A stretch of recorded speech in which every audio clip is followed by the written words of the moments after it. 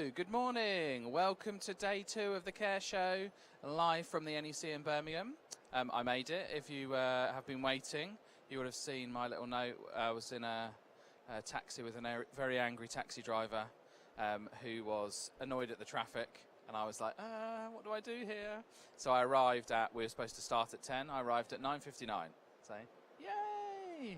Yay me. Right, so we've got a very interesting day ahead. Loads and loads of interviews, loads of interesting people from around the care sector. And we'll be with you shortly with our first interview. Who is with, let me check. It is with Hannah Montgomery.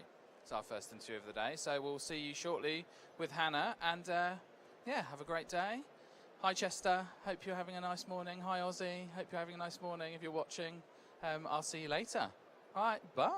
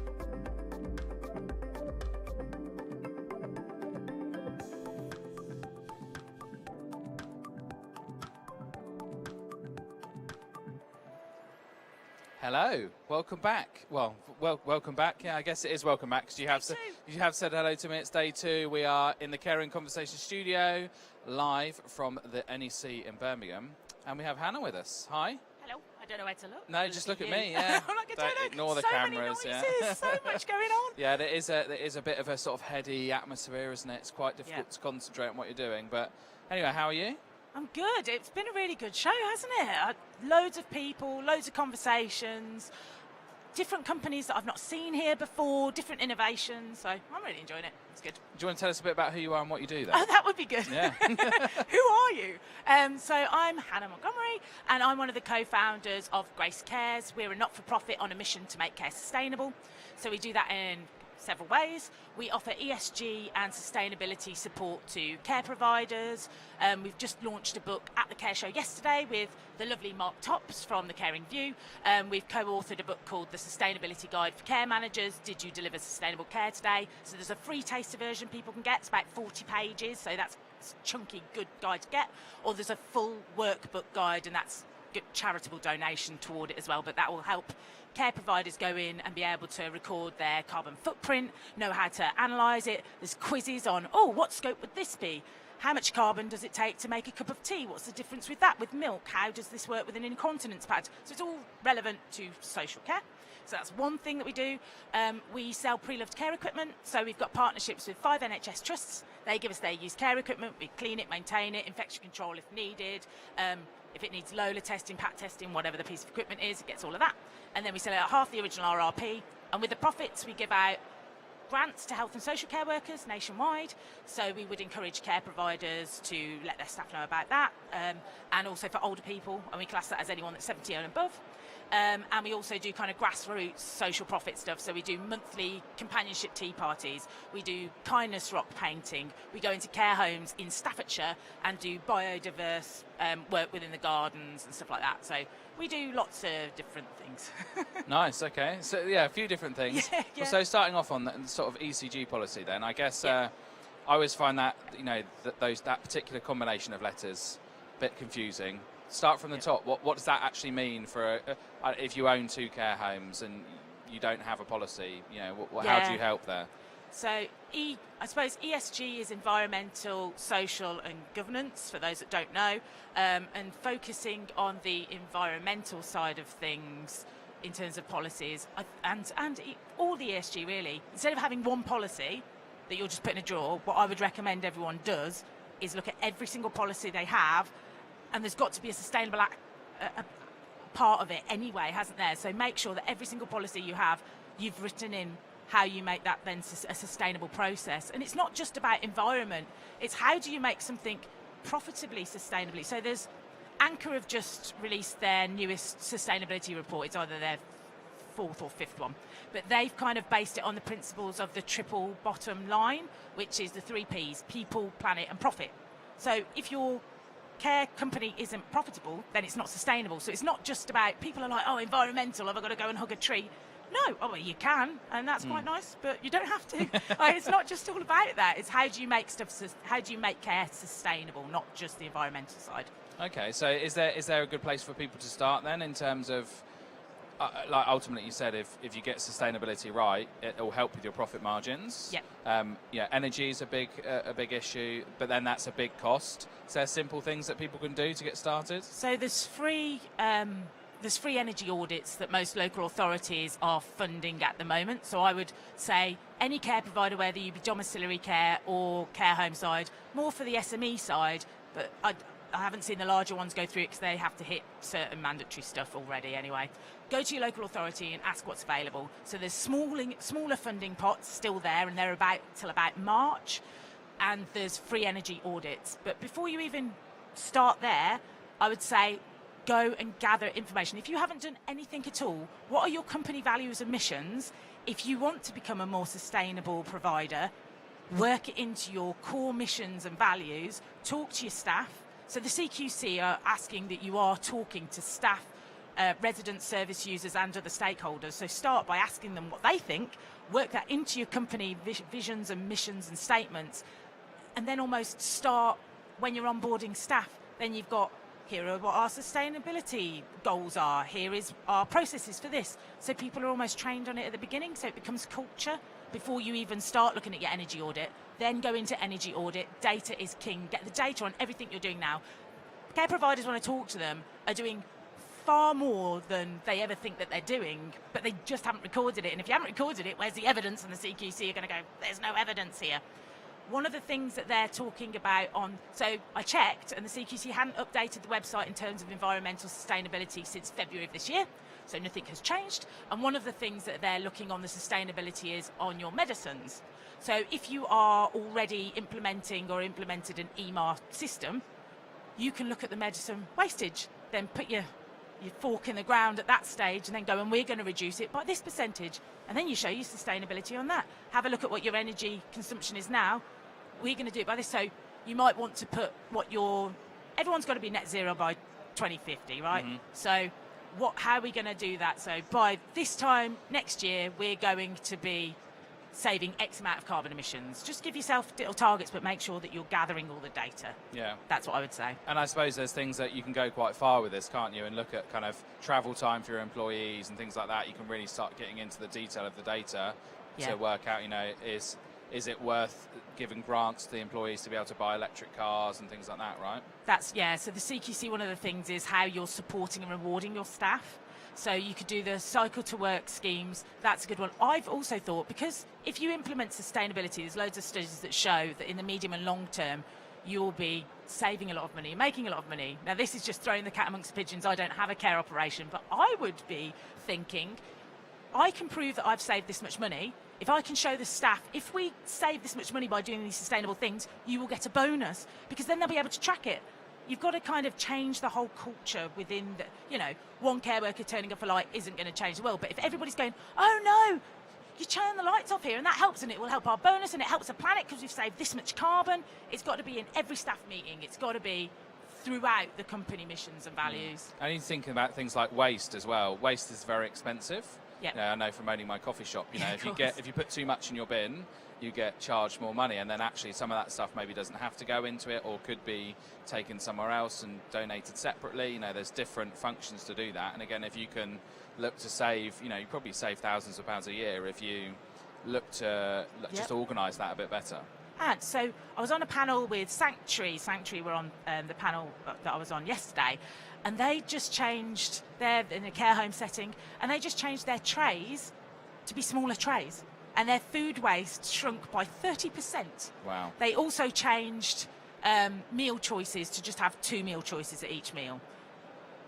So there's still choice for the resident, cool, but that's 30% food waste. And you can do stuff, there's different apps like that help share food within the community and stuff like that. So at the end of the day, if you've got food spare, and that will hit your S of your ESG as well as your E, because you're having a social impact of donating it or giving it away to people that need it. I wonder if you could use something like Too Good To Go for a care home, and say actually, and then that's probably great promotion in the local market. Say, get people along, they see that you're there, they recognise the brand, as and when they might need that service for them or their loved ones. So, I wonder actually. Maybe I'll ask the question. I use it sometimes. Yeah, you should. So that'd be interesting. Oh, so I've got a final question for you. Okay, hit me. Takeaways. Oh, right. Okay. Plate or no plate for the takeaway? Depends how it comes packaged, because I don't know. Sometimes they come all bashed up and it's a messy thing. But I have a plate as almost my tray, and then the packaging on top. So I'm a safety control freak, I think. I'm like, well, I'll have the packaging, but what if it? I don't know. Well, I mean, you can't balance the trays on your knees while you're in front of the TV, right? Like, what? Exactly that. Yeah. A safety plate. A safety plate, which I guess then doesn't really reduce the washing up, but you've got to be able to enjoy the You don't just lick the plate clean. We're talking sustainability here. I do not do that. I do. Lovely. Well, thank you for coming. Thank you. Have a brilliant rest of your day. And you. Pleasure. Bye. Right, we'll be back shortly.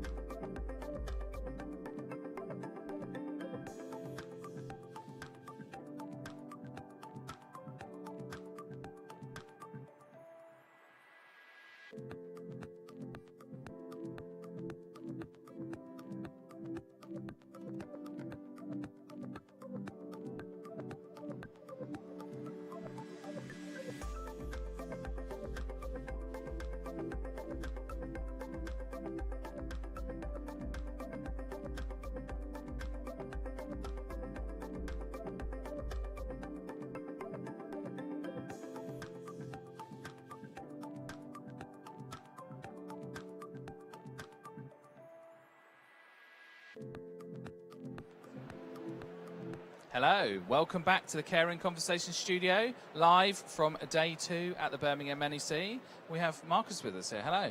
Good morning, York. How are you? I'm good, thank you. How are you? Yeah, really well. Thank you for having us today. Good. Was your journey up here okay today? Super smooth. Lovely. Excellent along the M42 all the way.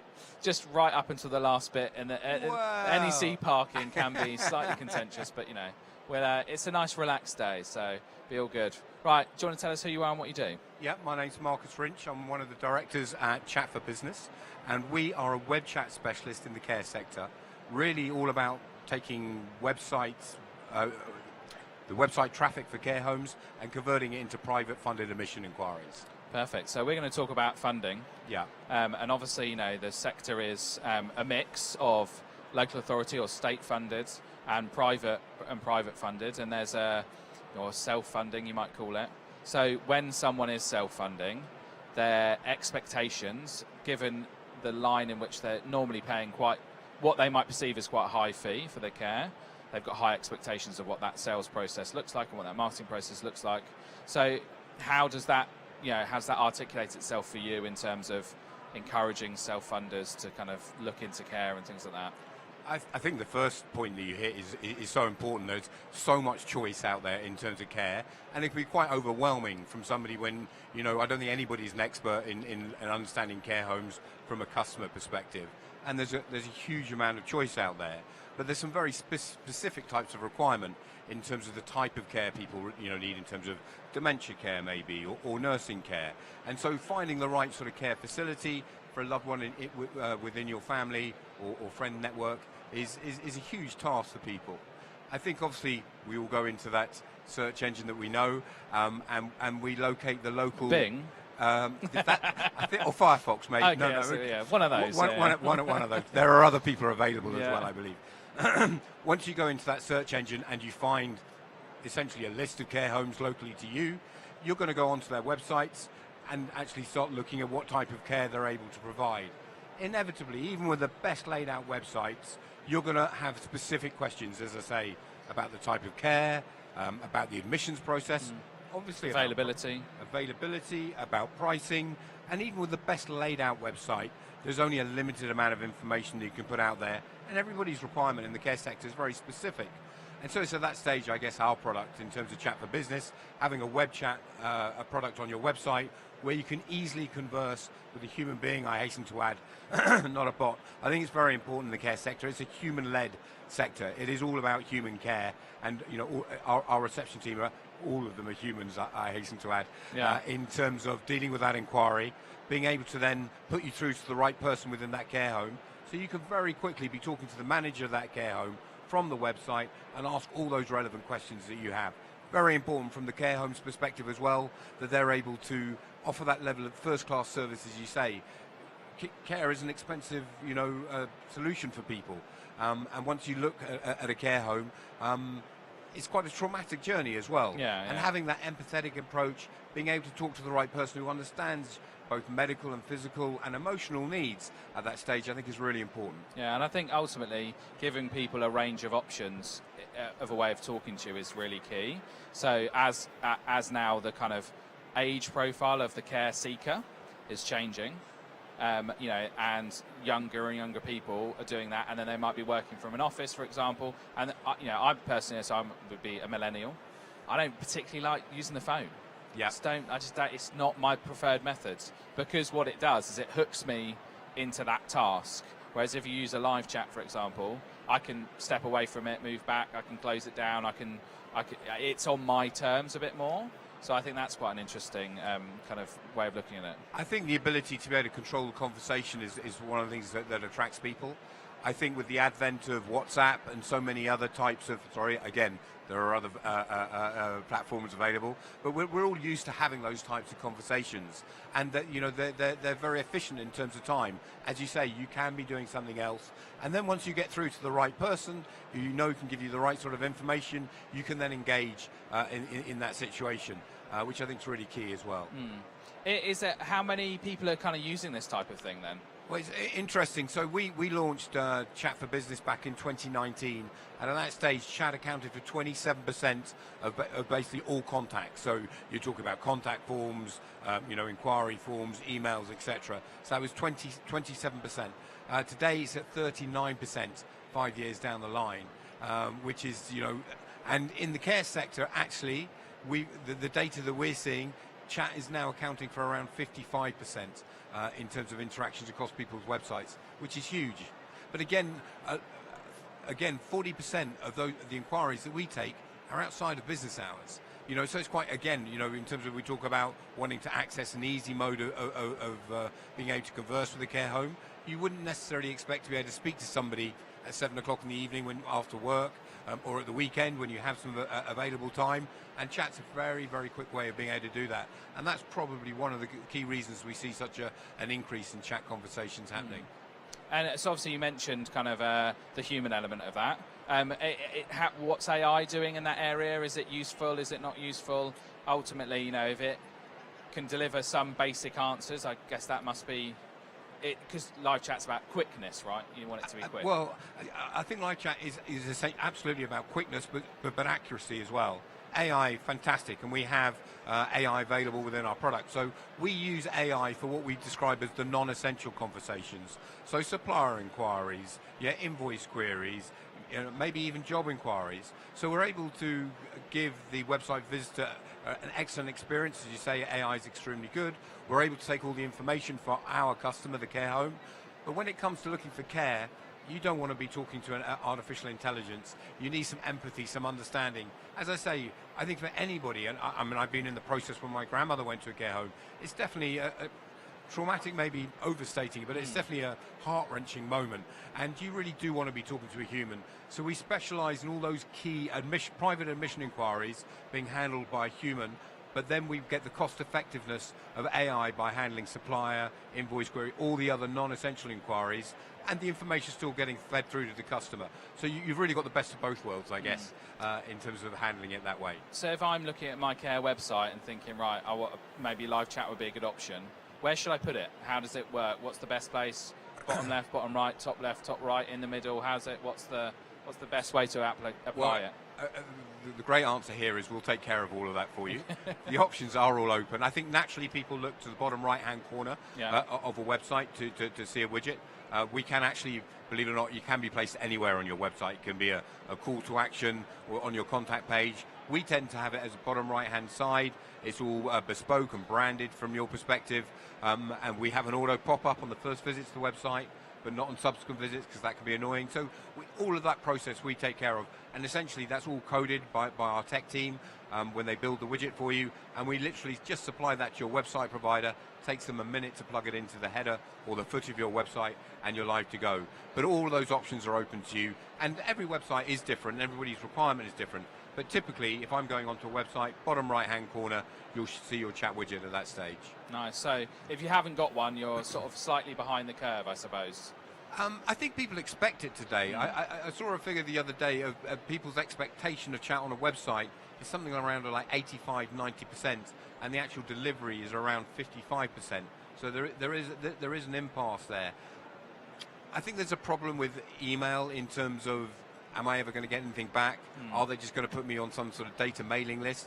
And I actually can't remember the last time I filled in a contact form on a website. And as you say, I think a lot of people don't necessarily pick up the phone like they used to. So I think you need all the options. You need to have your email address available, you need to have your phone number available, and you need to have chat as part of a solution there. Especially if you're targeting the private paying market, you need that needs to be. I mean, I guess for any home, it should and would be useful, but private paying especially. I think private paying is specifically because obviously when it's being publicly funded, there are sort of lists and you're taking down a process through a social network. As a private individual, you're going through that process yourself, and you're always going to have questions. None of us are experts when we're looking for a care home for a relative, and we all need help and guidance. And that essentially is what chat is there for, is to give you the help and guidance to talk to the right person who inevitably will be able to answer your questions, but most importantly say, look, come and have a cup of coffee with us on Friday, have a look around the care home, meet our team, quite often, there needs to be an assessment taken in terms of quite a lot of care will be depending on somebody's needs. Yeah. And so there's quite a process. And to be reassured to talk to the right person is so important at that stage. Because ultimately, I guess you don't want to waste your time visiting a care home that's not going to be able to provide what your loved one needs, right? And therefore, you need to talk to the care home staff. And through our live chat facility, it allows you to do that. And I think it is, as I say, it's a tough journey for people looking for a care home, and to make that transition easier is really important. So I've got one last question for you. It's a big one. Okay. Takeaways. Plate or no plate? Well, obviously you can see I never eat takeaways, to be fair, York.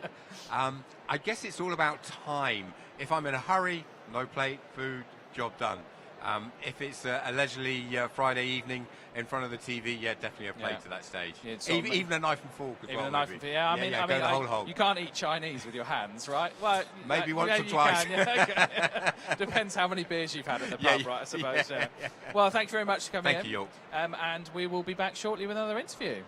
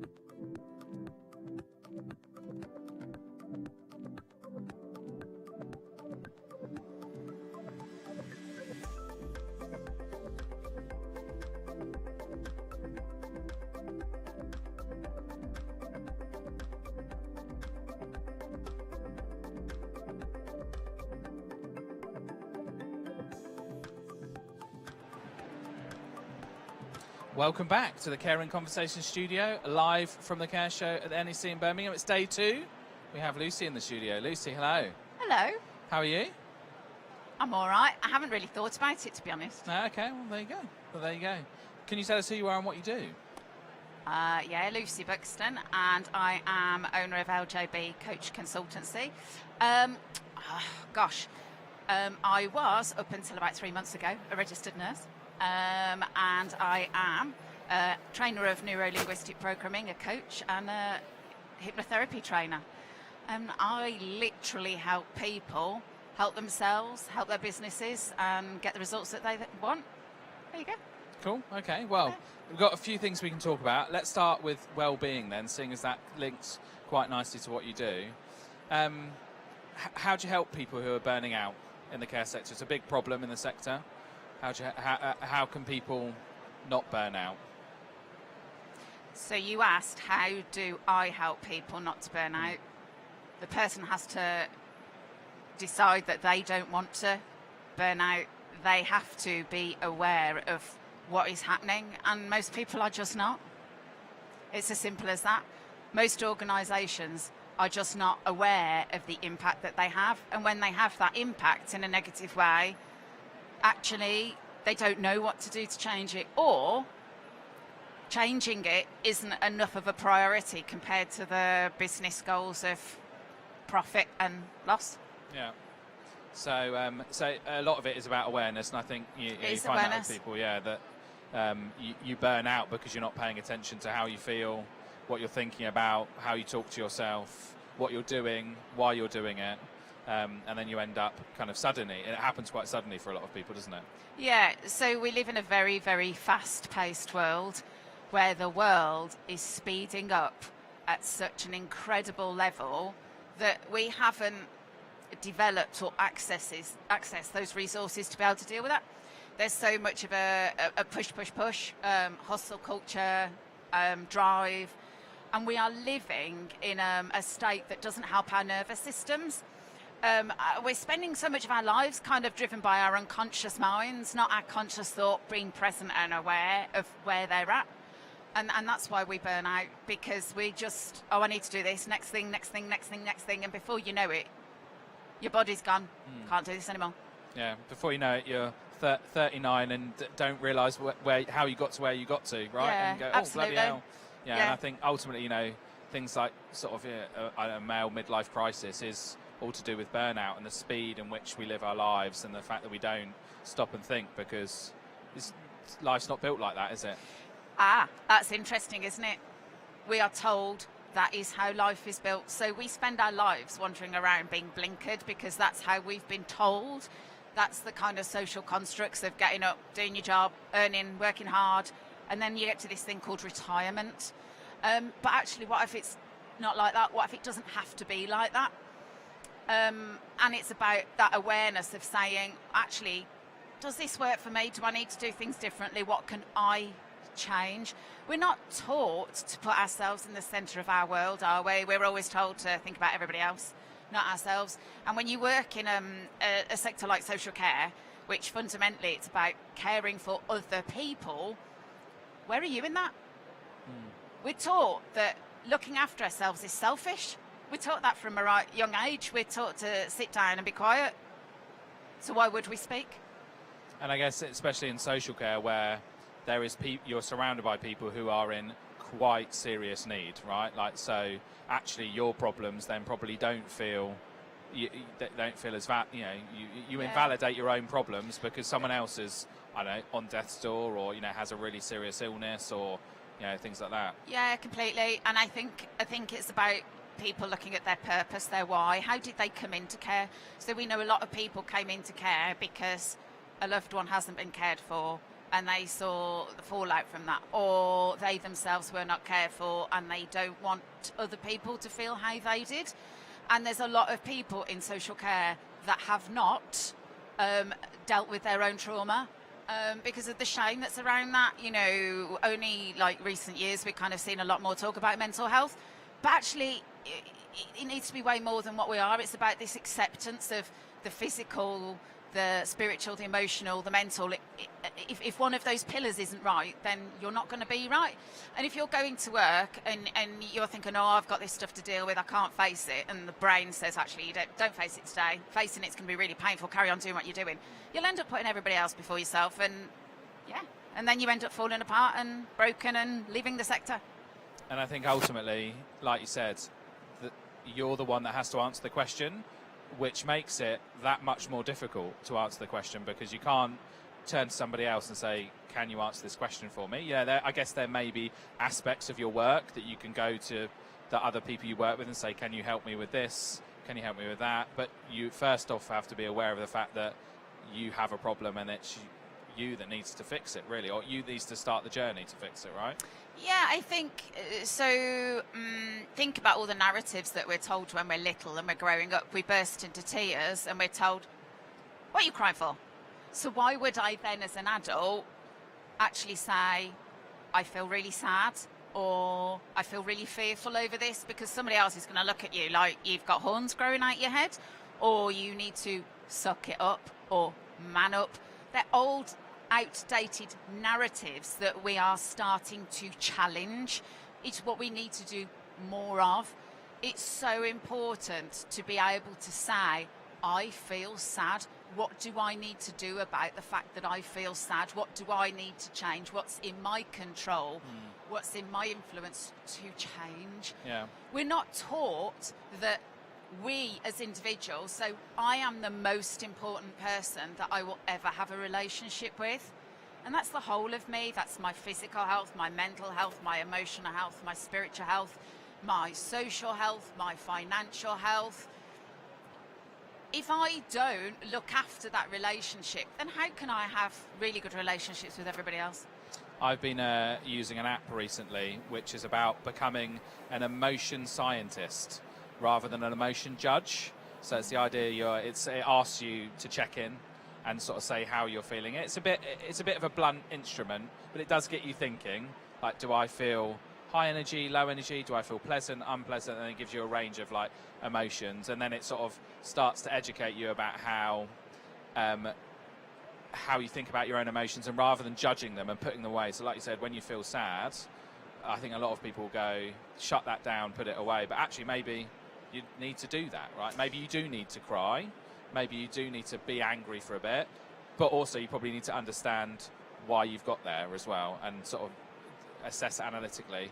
But equally, I do find that difficult in terms of when you become aware of your own emotions, you can sort of, get in your own head a bit about it, can't you? Yeah, no, absolutely. I think there's ever such a lot in what you've just said. First of all, why is a question that creates a defensive response in people. So if you're asking yourself why, then you're going to likely be defensive over that, potentially. Yeah. I also think that curiosity that it takes to question, to be aware of our own feelings, is potentially more of a feminine characteristic, so more of the female side of the brain. And in a society where we've been told that creativity, imagination, curiosity, that's not something that's necessarily encouraged or hasn't historically. We're seeing huge changes towards the balance of the feminine and the masculine. And we live in a society where the feminine and masculine have been divided. We see division everywhere. Yeah. So then we learn through fear to not do those things that actually would benefit us, to have that curiosity and go, why am I how is that response benefiting me? How can I achieve a different response that would be more proactive? Then we allow ourselves to go, oh, because I was scared. Okay, so what does that connect to? Oh, that happened, and then we can choose to find the thing we need to do that's different. Yeah, you've got to pick through the layers, haven't you? When you feel an emotion, you might pick the first layer and go, oh, well, that's why I feel like that. But then actually it's probably a little bit deeper than that. There's something else, Yeah. there's some other thing that you've put some layers over to stop yourself really understanding the real reason why you feel the way you do about that certain situation. Yeah, and a lot of people are wandering around actually numb to their feelings. Their nervous system is in a state of survival. And they're just going from A to B to C to D. And that's how they're... So in that situation, I'm not going to feel my feelings, because feeling my feelings, then I won't be able to get through A, B, C, D, and E. Yeah. And I think I would advocate for the idea of as hard as it can be, is speaking to the people around you and saying, you need to articulate what you need. So I spoke to my team that's sitting behind the camera, and I said, you know, look, I need some space. Can you help me with this? And I explained to them what I needed. And then they were open to that and open to that idea. And even someone who I lead the company, I always thought it's my job to be the strong, the one that didn't break in the different situations. But actually, you know, sometimes you do need to lean on the people around you. But I think it's useful if you can do that in a constructive way, and sort of say, this is what I need. This, you know, it's really interesting. It's really interesting that you say that, because we all think that everybody else is having a fine time and it's only us that's having a tough time. We sat down and we had a little bit of a chat before we started to talk, and you said to me, oh, you've not been as active on social media. Yeah, absolutely right. The last 3 months, I kind of stepped away. I've gone quietly. That's because a very large proportion of my life has changed. I've had to empty nest. And I've been lost. I've not known what that meant for me. I've had to take the time. Here, Lucy, with all of this knowledge, all these skills, the person that people come to, do you know what? There's moments when I feel lost and I don't know where I'm going, and I have to find that and inquire. And I've told you this story before about the dog. And the chap walks down the street and he sees this dog. And he says to the chap that's with the dog, well, why is the dog whimpering? And he said, oh, he sat on a nail. And he says, well, why doesn't the dog get off it? And he said, it's because it's not painful enough yet. We need to not get to the point where the nail is so painful that we're forced, either by our health, either by our job role, because we've done something in the workplace based on an emotion, a fear, a response, and we've gone and, oh, now I'm in trouble. We need to be able to go, this isn't comfortable sitting where I am. Why is that the case? What do I need to change? What's within my control, so that I can choose to get off the nail before it gets too uncomfortable? So where should people start? How can they start? If you are having those, the beginnings of those feelings of burning out or having, you know, depression or whatever it is, where should we start? Where should people start? How can you take the first step of 1,000 in the journey to working on your mental health? Well, I think our brains tell us, and actually we all know, that those first few steps are the hardest. So the first thing is acknowledging that something is off. So when you have to step before that, you have to know what you are like on a really good time, a really good day, what your norm is, and you almost have to have a snapshot in your head so that you know when something's off. And when you know that something's off, it's about having the ability to turn around to yourself and say, I know that something's off. And then you have to find the bravery and the strength. Somebody I heard say the other day, the other side of fear is abundance. We are educated from an early age, and it's passed through generations, fear. Fear is a natural, normal response, and it's there to keep us safe. But when was the last time you were being chased by a tiger? Last Thursday. Were you? Okay. So no, I've never been chased by a tiger. So that's my point. Yeah. You've never been chased by a tiger, but your brain is telling you you're being chased by a tiger. Yeah. So it is just about finding that person that you just need to know that you can reach out to and say, I need some help. I'm struggling. I'm not doing too well. But that has to come from you. Other people can see what's happening and they can keep asking you. But if you keep sitting there saying, I'm fine, and masking what you're feeling, people can't force you to do stuff. I can see people, you know, people book in for a call and they have a conversation and then they disappear and they come back 12 months later and they have the same conversation, and I know that they're not ready yet. Yeah. Some people have to get so far onto that nail for them to be ready. Yeah. And we all have that choice. Yeah. So take action before the pain gets so great. I would say so. Out, and I think I think know that you matter, know that you are important, and actually work towards clearing up the stuff that is stored in your brain that isn't yours to carry. You've been given this stuff, either passed down through the generations as trauma, generational trauma, or in the narrative that you have heard and learned through your experiences, but what you've been told. You matter, and that's key. Thank you for coming, Lucy. I've got one last question for you. Takeaways. Have I got the lottery numbers? No, I haven't. No, you haven't got the lottery. Well, that would be useful, but, you know, maybe not solve all the problems. But one last question. Takeaways, plate or no plate? Oh, goodness me. Right, okay. That was a lateral chunk, wasn't it? Right, takeaways, plate This is or like no the one take. show where we go I from don't really eat them, serious- so I can't You don't answer have that takeaway? question. No. Never, not last time you had a takeaway? Not fish and chips? No, I can't. No. I'm gluten-free. Okay, no. Yeah, I don't think you get many fish and chips that still give you gluten-free options. It's so expensive, my Yeah. God, I'm not paying that. Girls tight. Okay, well, it's fine. There you go. You don't have takeaways. Oh, I thought it was a literal takeaway, as in, what is the takeaway that we can take from this conversation? Okay, well, we can do that if you want. Know that the most important relationship you will ever have is the one that you have with you, and you need to nurture it. Nice. Thank you, Lucy. You're very welcome. We will be back shortly. Actually, we won't be because I'm going to do a panel, so we'll be back after lunch. Thank you.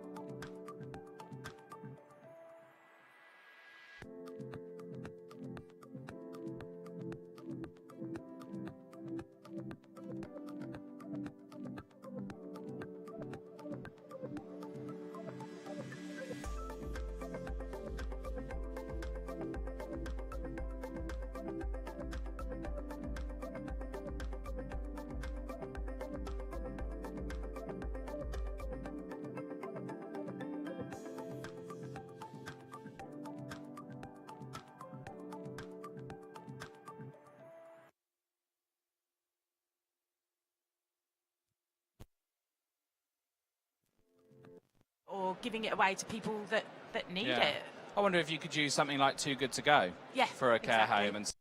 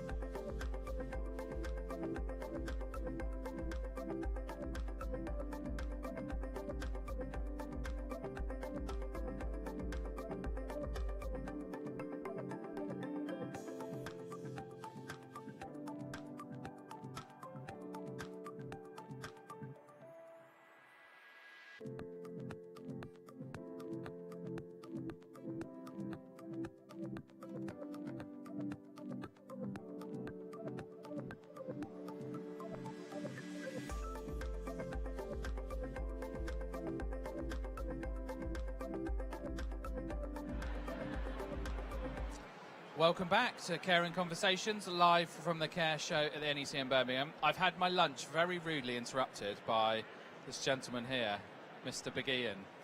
Yeah, well, I'm sorry about that, but I've checked my list, and I'm afraid you're not on the nice list. I've checked it twice. Well, that's fine. What do I get if I'm naughty? Let's not go into it. Let's actually. not It's go fine. into that. No. There is. No. We'll, let's leave it there. Right, so Ian, you've got something to tell us. What's going on? Why are you dressed as the Easter Bunny? Well, the reason I'm dressed like this is because if you go around the Care Show, what you do is you find a load of men in very tight blue jackets, aspirational trousers, and brown shoes. And I can't wear the same thing, so I thought I'll go with the red and white with a black belt thing. I think I could rock that look. And I'm doing it because of a thing called the Big Christmas Care Sing-Along, which everybody's getting behind in Care this Christmas. And it's a free-to-use Christmas concert that's a mixture between Gogglebox and a concert and You've Been Framed, and it's just a beautiful thing, and it's free to access. You can access it in a care home, in somebody's home. If somebody can't get to a Christmas concert, they can have this on a laptop, sing along, the words appear, and it's a beautiful thing that we started during lockdown 4 years ago when nobody could be with anybody, and we've been doing it for 4 years. It's our 5th year, and we're going international this year, and I start making it next week. Nice, okay. And I cannot wait. We've got people from care homes who are going to be performing and singing. We've got people from all over the world who are going to be recording together as a band online. And we're going to get people laughing, singing and telling about their favourite memories of Christmas, and get people to share their stories, because, you know, after we go, we're extinct. Our stories go with us. So we're going to document some of those stories and get them there forever. And so that's available at thebigchristmascaresingalong.com. How do people get involved? What's the sort of process? Well, then? they get in touch with me. You can find me on LinkedIn. Get in touch with me. If you've got somebody who would like to get involved at your care home, or who you support in home care or in supported living, get in touch with me. Any little bit we've got, we glue it all together. It takes some editing. I don't need to tell you and your boys all about editing, right? All this bit's easy. All the other bits at the end, that's where the work begins. So, yes, it's a beautiful thing that we love doing. It just gives you a lovely run up to Christmas. Obviously, it's a bit odd being in a hot Santa suit in the middle of Birmingham NEC on October the 10th. But I got a load of people at the main entrance, about 50 people in a Shetland pony and a small chicken. And they were all singing Christmas songs that we're going to be sharing as we lead up to Christmas. It was just ridiculous. But you know what? I've got to host a 30 under 30 awards this afternoon, but I think I might get changed. What's your next outfit of the day then? My next thing for the day, I've got to go and host the fella from the CQC. That's going to be interesting this year. Yeah, I think that could be quite a hotbed in there. And then after that, I'm hosting the 30 under 30, a celebration. People are saying it's the next generation of care, but I disagree. It's the current generation of care who will inspire the next generation of care. 30 under 30, 30 incredible people just doing lovely things, not to collect bits of glass or certificates or anything, just to make people's lives better. So I'm really looking forward to meeting them, and they're going to top off my care show beautifully after 2 great days. Nice. Well, I've got a final question for you, Ian. Oh, no. Takeaways. Oh. Plate or no plate? Oh, I love how it makes people think, doesn't it? It really does. Do you know what? When it was just me, no plate. But I have to set an example to my children, and Em doesn't let me live like a pig anymore. So I would say, unless it's a pizza, and obviously you never let a pizza out of its natural surroundings. Yeah, that's a good point, actually. Pizza's probably pizza exempt, always. yeah. But everything else I decant. Actually, no, this is bad. It's not plate or takeaway. This is really bad. Me and my son are both big eaters, and we have troughs. They're like a deep thing that hold more. And so my wife and my daughter have plates, and we have like a trough each. And there you go. And I think that's a sort of halfway house between civilization and living like a pig. I remember fondly from when I was younger, racing my dad to see who could eat the most Chinese. Oh. I don't think he was aware that I was racing him, but I very much was trying to make sure that I got enough Chinese. And such bad indigestion with Chinese. Such bad indigestion. Just thinking, I sometimes do put pizza on a plate. I think when we get pizza at the office, we put it on a plate, don't Really? we? I Yeah. don't know you. How posh are you? I don't know, apparently. But then, So posh. yeah. Pizza on a plate. Pizza on a plate, yeah. Monstrosity. Straight from the box. Then you need the dip. But that's if you've got your own pizza. But then Well- if you're sharing the pizza with other people... You what, sharing a pizza? Yeah, apparently. Sharing that's a what we do, pizza? yeah. I'm too tight to buy everyone an I was going to individual say, pizza. I'm not aware of this sharing a pizza thing. It's like 3 slices each and you're done. 3 slices each? Merely a canapé, Yeah. where I come from. 2 boxes each. 2 boxes each. Okay, well, you heard it here first. Exactly. Exactly. Nobody shares pizza in my house. Nobody. Can I just say, you guys always do a great job. Thank you. Fantastic. You're a stalwart. You're a piece of the furniture at the Care Show. All of your team. The thing I like best about your team is the faces don't change, which means they're buying into what you're doing. They really are what 5 Guys on a Bike's all about. You're not having to replace and replace and replace. The same smiling faces you see one year are the same smiling faces you see every year. And he knows what he's doing behind that desk. Yeah, he he looks does, like yeah. he's fiddling along, but I think he genuinely knows what he's doing. I think he Covering up does for it, you. yeah. So thank you very much to all the 5 Guys on a Bike. And thank you to everybody at the Care Show. See you at the big Christmas Care Sing-Along. If you want to find out any more, head to bigian.co.uk. Happy Christmas on October the 10th. Thank you very much, Ian. We'll be back soon with another interview.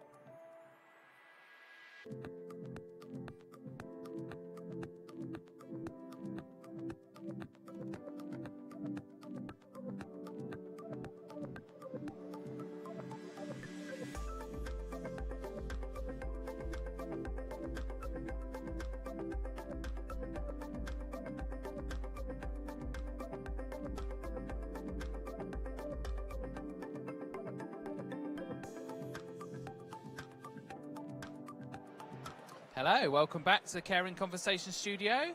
I'm fed and watered, had my lunch, feeling ready for the afternoon, got about 1 billion interviews to do. It's going to be fun. It's going to be fun. Well, the first person we have is Sally. Hi, Sally, how are you?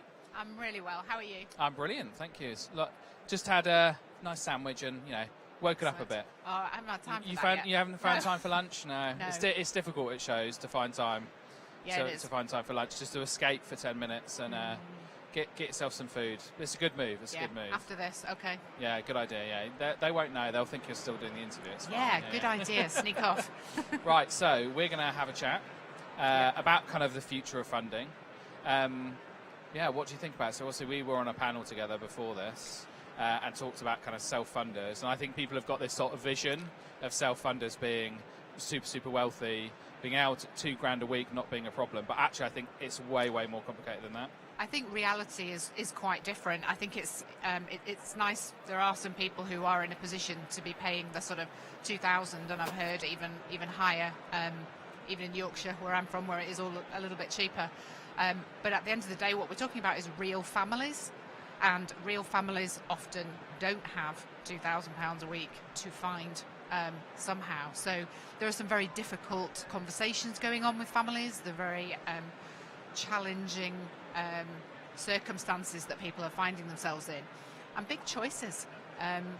This is often people's inheritance that we touched on earlier, that they're making a decision about. So I think the positioning of your care proposition is more important than ever, and whether that comes down to the environment, like we were talking about earlier, and the amount of money that you're investing into your care business, then doing the thinking ahead of time is what I always talk to my clients about. It's easy to kind of think you're jumping on a bandwagon and everyone's got all this money, but actually, is there a point that a space of the market that actually you can carve out for yourself, which then comes back to research, doesn't it? So marketing basics.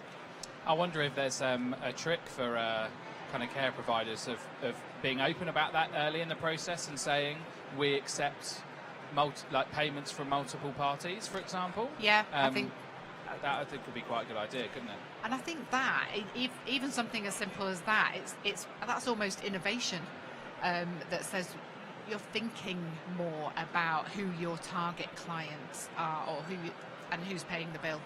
And putting yourself into those shoes, because certainly as a family we would be in a position where we would be splitting it between us, and probably not equally in terms of me and my brothers. So I think that's a really interesting point that you make. Yeah, I think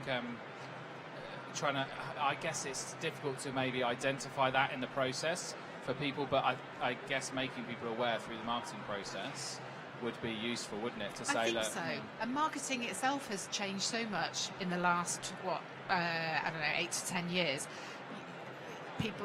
People expect more.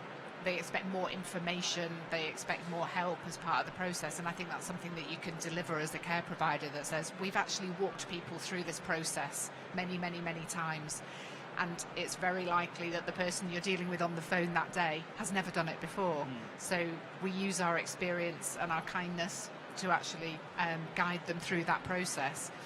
And an awful lot of that is done online, because people are doing their research before they come through the door.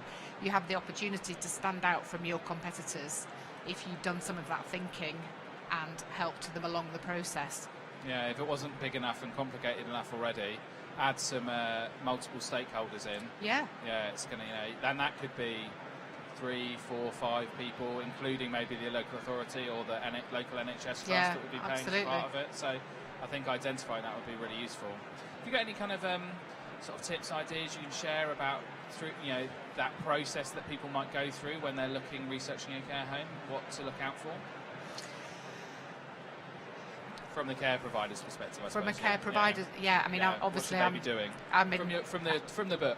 Yeah, from the book. I mean, I've written a book, and my book is 12 Steps to Care Marketing Success, and I'm really, really keen on the idea that people are actually starting at the beginning of the process. So, like in a lot of businesses, people show up in the care sector and wow, we've got this amazing home, but actually, how much of your targeting have you done? And we all make assumptions about what people can afford and so on and so forth. So I think making sure that you've done your homework, and that you appeal to your target market. So not so I trying think that's to be step one. Understand your target market type of thing. Yeah, and the difference between branding and marketing. So you don't have to be a big brand to have a brand, but you do have to understand what it involves, which is knowing who you are and making sure that your staff know what it is that makes you stand out from your competitors. I think people often think of, when they think about brand, they think about the logo, but actually it's so much deeper than that, right? Yeah. It's about kind of who you are as an organisation, and that sometimes articulates itself in the end in a logo, a picture, things like that. But ultimately, brand is about understanding what the business is. And what's your promise to your customers, and how do you demonstrate that in what you do every day, rather than, well, here's our logo and we just show up and we're just the same as everyone else. And I think traditionally care marketing is pretty safe, pretty boring, which means you don't stand out. And if you're a smaller provider, then actually the gold is in doing some of that thinking and standing out from some of the big guys. I suppose the thing is you also have to stand out in a way which is sort of true and meaningful for your brand. So don't stand out by making yourself look like a luxury provider if you're not a luxury provider. I mean, that's just awkward. The idea that you've got the most amazing website with the most beautiful photographs, and then somebody arrives at the care home and it just isn't that at all.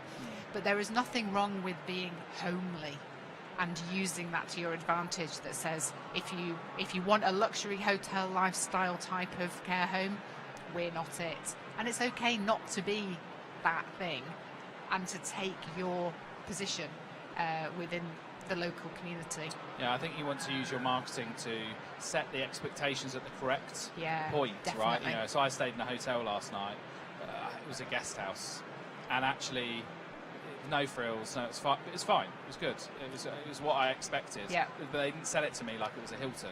They sold it to me like it was a guest house. So, So my it was expectations were tempered in the right way, Yeah. which meant that then when I got there and it was what it was, Yeah. I was happy with what Yeah. I got. And actually, for what they offer, I would say it's a 10 out of 10, right? Yeah, Just good because, value, good absolutely. value. It's- Interestingly, I stayed somewhere and it looked all really, really nice on the photos, and the TV didn't work, there was no Wi-Fi, and the coffee machine pod thing was missing, and it's like, actually, we left really disappointed. Yeah.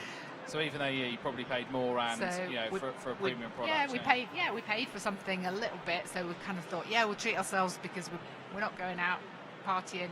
Actually, end of the day, we'll be tired, we need to just chill out. So we just sat in front of a laptop watching the telly. Well, that's an insight into the middle night of the Care Show, isn't it? Most people in their 100%. pants eating takeaway in a nice hotel room, or an nice hotel room. Yeah. If you book it far enough in advance, you can get a nice hotel, but not if you leave it last minute. So I've got one final question for you. Okay. Takeaways. Oh. Plates or no plates? Plates. Yeah. All types. Yes. Someone brought up pizza.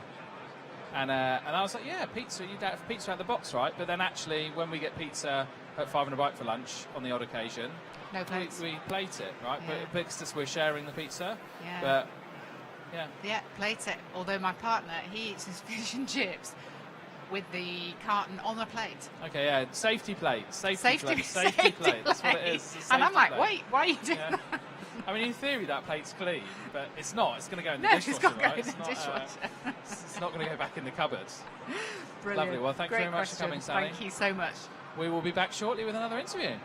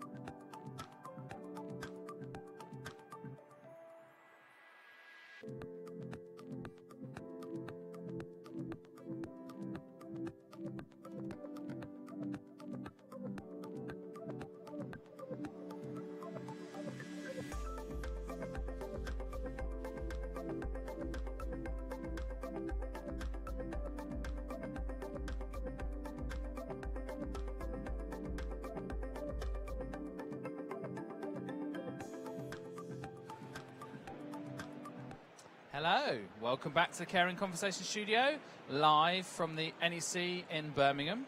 We're here with Ben. Ben, hi, how are you? Hi, York. I'm doing well, thanks. Good, good. We're going to talk about well-being today, but first off, can you tell us who you are and what you do? So I'm Ben Miller. This is my third Caring Conversation. I'm registered manager of Evergreen Care Services, which is a residential dementia home in the Forest of Dean. Nice. How's business? Is it good? It's going really well. Since we last spoke, I've changed jobs, so I wasn't there when we spoke last. And yeah, I've been there 4 months now, and it's going really well. I'm really enjoying it. What's the kind of vibes generally at the moment with the care sector? Have you got good high occupancy? What challenges are coming up at the moment? Well, social care's on its arse as always, but generally in my area, things are going well. I find in the Forest of Dean, Gloucestershire, where I am, I've got a good feel for things, and high occupancy, good recruitment and retention. I can't say the same for everyone else, but what I do seems to work, so I'm sticking with it. Cool. Well, let's talk about well-being. So obviously, I'll just open it up to you. You want to talk about well-being? Yeah. When I sat down before the camera started rolling, you said that when we spoke last time, which was April, I think, in London, I wasn't in the best of places, and things have improved for me. I did a talk going back, I think it was last November time, where I was supposed to talk about a lot of the things that I do. The title of the talk was something like Ben Miller, dad, registered manager, football coach, how many hats can you wear, or something like that. And I devolved the conversation into, well, actually, whilst I wear a lot of hats, it sounds like I've got my stuff together, and I actually haven't. I just kind of bimble my way through life, going through one crisis to the other like everyone else. And I asked the room the question, well, who here actually preaches about well-being? And everyone was like, oh, I do. This is a room full of registered managers, by the way. And I said, okay, how many of you actually look after yourselves? And about 75 people, one person put their hand up. And I was like, exactly, we're all hypocrites. We're all very quick to say, look after yourself, go to the doctor. I'll tell people, go get a massage, go and speak to a counsellor. And actually, I don't tend to do that. And I had not a breakdown per se, but I was really struggling back when we spoke. I was on gardening leave. I was having problems with my previous employer, still am. And I went through a period of after that conversation, about 2 months of not working, waiting to start my new job. And I thought, what am I going to do in that time? Well, I could sit and binge and watch Netflix. I could do a bit of training, but actually what I decided to do was actually practice what I preach and just look after myself.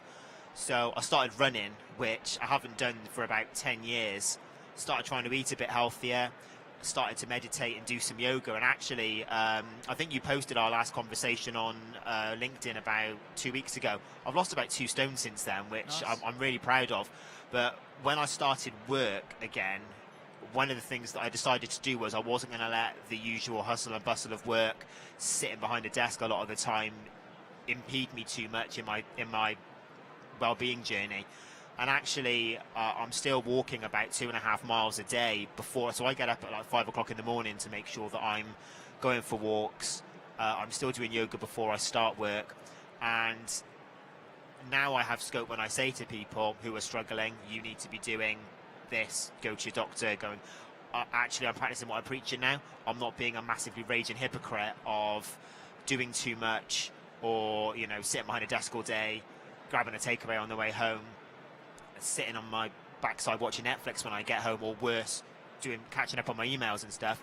I'm actually looking after myself, and I feel a lot better. And what that did was it did actually stop me from having a breakdown, an episode of sorts, going into depression. I've been there. I think we've talked about this a couple of years ago. Back in 2021, I really did have a bad episode, and I could feel it coming back in April, and I've managed to avoid that. And things weren't great, and they're still not great now in terms of my life, but actually I feel pretty good, and that counts for something.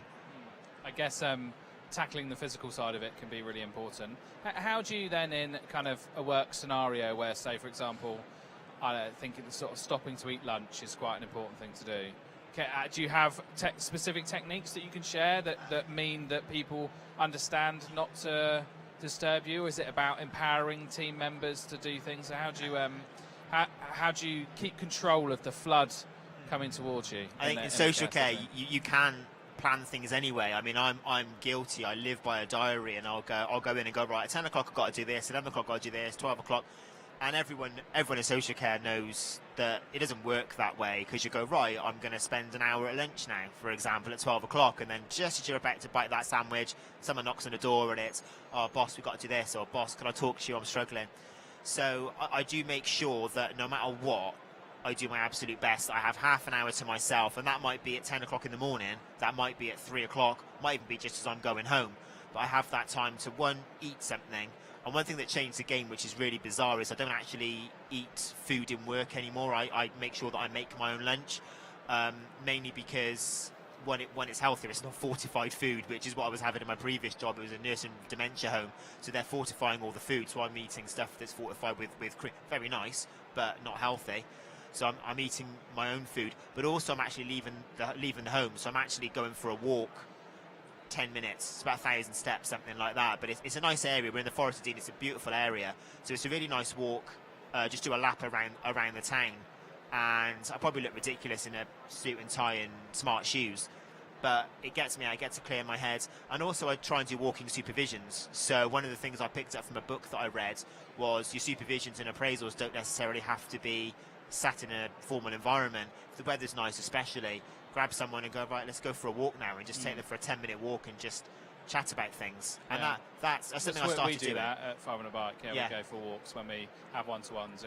Yeah, and it's really beneficial. When I first started doing it, the team were a bit like, well, this is weird, I'm going for a walk with my boss. They're thinking you're going to kill them or something. Yeah, absolutely. Yeah, especially when the weather's not so good and stuff. And some people don't want to do it. It takes a bit of getting used to. But I find it beneficial, and as well, I'm leading by example. I'm taking people with me. I'm not going, well, you can't do that, you can't go out for a walk. I've always been a big advocate of giving people timeouts in work anyway. I mean, I've worked with people who've had mental health problems, whether that's bipolar disorder or borderline personality disorder, or even people who are neurodivergent, and I've always been a big fan of sensing that when they're getting wound up, it's just going, right, go outside for 10 minutes, have a fag, have a coffee or something, and just chill out. And again, that's not the sort of thing I would do for myself. And I think a lot of people need to, especially leaders in health and social care, need to step back, have a look at what they're telling people, and try and adhere to that. And people will say, well, I haven't got time to do that, I haven't got time to do yoga, I haven't got time to read a book, meditate. You've got to make time. And I'm sure if you stop scrolling TikTok or stop watching Netflix or whatever, actually you probably would find a good half an hour. I do 10 minutes of yoga a day, that's it. I just do it first thing in the morning when I get in my office, I lock my door, and I do it. There's a video on YouTube that I follow, and that's pretty much it. That's all I do for yoga. But it's cathartic, and it sets me up for the day as well. See, I struggle with the sort of, rather than the time, I think people say I don't have the time, but I think actually what you mean is you don't have the energy to do it. So it's like, my duties are done at 9 o'clock, right? So, okay, I should probably do some yoga, meditate, I'm not an early riser, unfortunately. I've tried, but it's just not me. It's not me. I don't have the physical energy to do it at that point, and so then it becomes cognitively really difficult for me to do that. So, what works for you, getting up at 5 o'clock in the morning and walking and stuff, I don't think works for me. But I, try to, and in my role, one thing I like to do is to try and give myself 10 minutes at the end of the day where I've got no input, so I can, because that's when I remember the things that I've forgotten. If I just sit there with nothing to do and just go, what is it? And then so, okay, and I can put that on my task list for the next day or whatever it is that it needs to do, or action that, and I find that quite useful. It's about habit building. I mean, I'm not a runner. In fact, I hate running. I hate working out. But one of the things that I found was if I would do exercises at home, let's say, my wife's got one of those walking devices, for example. It's like a treadmill, and you start walking and it goes. But I just get so bored so quickly, and I'm there like, I can't. Even if I've got the TV on, for example. So I found that running, whilst I hate it, I don't go on my phone. I'm not scrolling whilst I'm running, for example. So I had to build habits, and that started with literally just putting a pair of shoes and my clothes by the front door. So when I got up, I didn't necessarily have an excuse, because I mean, I'm sure you've been in this situation. Lots of people have, where they've gone, for example, I'm going to go to the gym, and then you kind of get in or whatever, and you sit down and go, I've got to get up and get my gym clothes on, got to go up. I can't be bothered, I'm just going to sit here, I'll do it tomorrow. So I found that by eliminating as many obstacles as possible, for example, I can't go, I can't get my shoes for whatever reason, they're right there by the door, I haven't got a clue.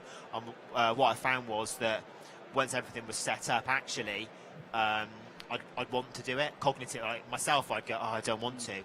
But then I go, right, well, it's the stuff's there, I've got to do it. And as soon as I started, I'd feel better. The big challenge for me now is where it's a lot darker and things like that, is whether I can maintain that or not. But time will tell. I mean, so once I've started doing something and built the habits, hopefully I can continue that. And I said I'd encourage anyone who is struggling with their mental health, or even just with the pressures of work, to try something a little bit different. And that might be getting up a bit earlier, going to bed a bit later, or even going to bed a bit earlier, just to see what happens. Because if you'd have said to me this time last year, you're going to be running, I'd have just gone probably, I wish, because I was the sort of person to drive past people running and go, I should be doing that. Yeah. But and my first run, I ran half a mile and literally stopped, bent over double, and I'm there like, I can't do this, I can't do it. And I can now. I can run for about 3.5 miles, which I could possibly do more. So last year I did a 5K, and when I started, I was like, "There's no way I'm going to run this." Yeah. And then when I actually did run it, I cried, because I was like, "I couldn't believe I actually did it." Yeah. I think the big takeaway there is, the stuff is simple, but it's not easy. So it's like there's the things that you need to do to kind of try to affect your own mental health in a positive way. Yeah, simple but not easy. And what works for me, like you said, for what it's worth, I'm not saying to people, get up and go for a run, get up early and go for a 2.5 mile walk. Because I'm not getting up at 5 o'clock in the morning, mate. No, and that's, for what it's worth, I didn't do that especially. I was getting up at 5 o'clock anyway for work and things like that. Yeah. So that was, I just incorporated it into my routine. But for other people, it might just be a case of, like I said, put the phone down and try reading a book. It might be a case of, walking's really healthy. Go for that if you have to, But talk to somebody. Find even if it's finding a mentor or someone you work with or a friend. What I said, just practice what you preach, rather than being a massive raging hypocrite. I've got one final question for you. Okay. Takeaways. Okay. Plate or no plate? Oh wow. No plate. It's No got plate. to. Is it? Whilst it is still a takeaway, I think that getting a plate kind of just destroys the impact. Although it does depend if you're having an Indian or a Chinese, especially if it's got a lot of sauce on it. Probably has to have a plate. But if we're talking kebabs and burgers and things like that, absolutely not. See, like kebab, I'd have a safety plate underneath. Yeah, you put it on the plate, because actually the box maybe hasn't got the structural integrity you need when you're savaging a kebab at 2 o'clock in the morning. I'm never up at 2 o'clock in the morning, so I wouldn't know anything about that. But no, I see the point. I'm always up at 2 o'clock in the morning. Yeah, no, I've had, in fact, I have had, for my sins, I have had 2 kebabs in the last month or so, and I didn't need a plate for either of them. I think like a good chicken kebab with lots of salad, I think that's probably quite a healthy takeaway option. Depends if you're just having the doner meat covered in sauce with cheesy chips. I don't have the salad, that's the problem. No, I like the salad with it, and it's nice. Yeah. It sort of feels like it's healthy. Bit of pitta, Yeah, Nice. yeah, with cheesy chips as well. Yeah, with cheesy chips, standard. Right, thank you very much for coming, Ben. Thanks for this, shot. We'll be back shortly.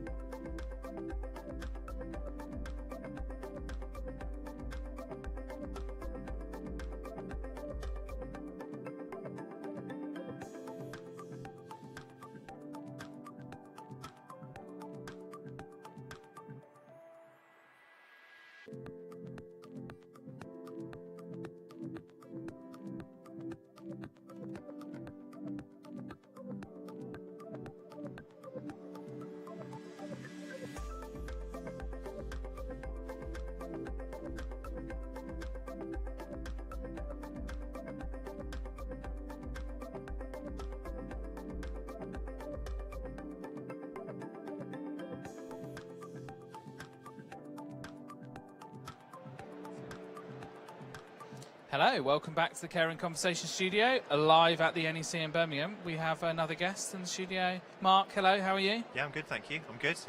Yeah, enjoying the show. Good, good. Do you want to tell us who you are and what you do?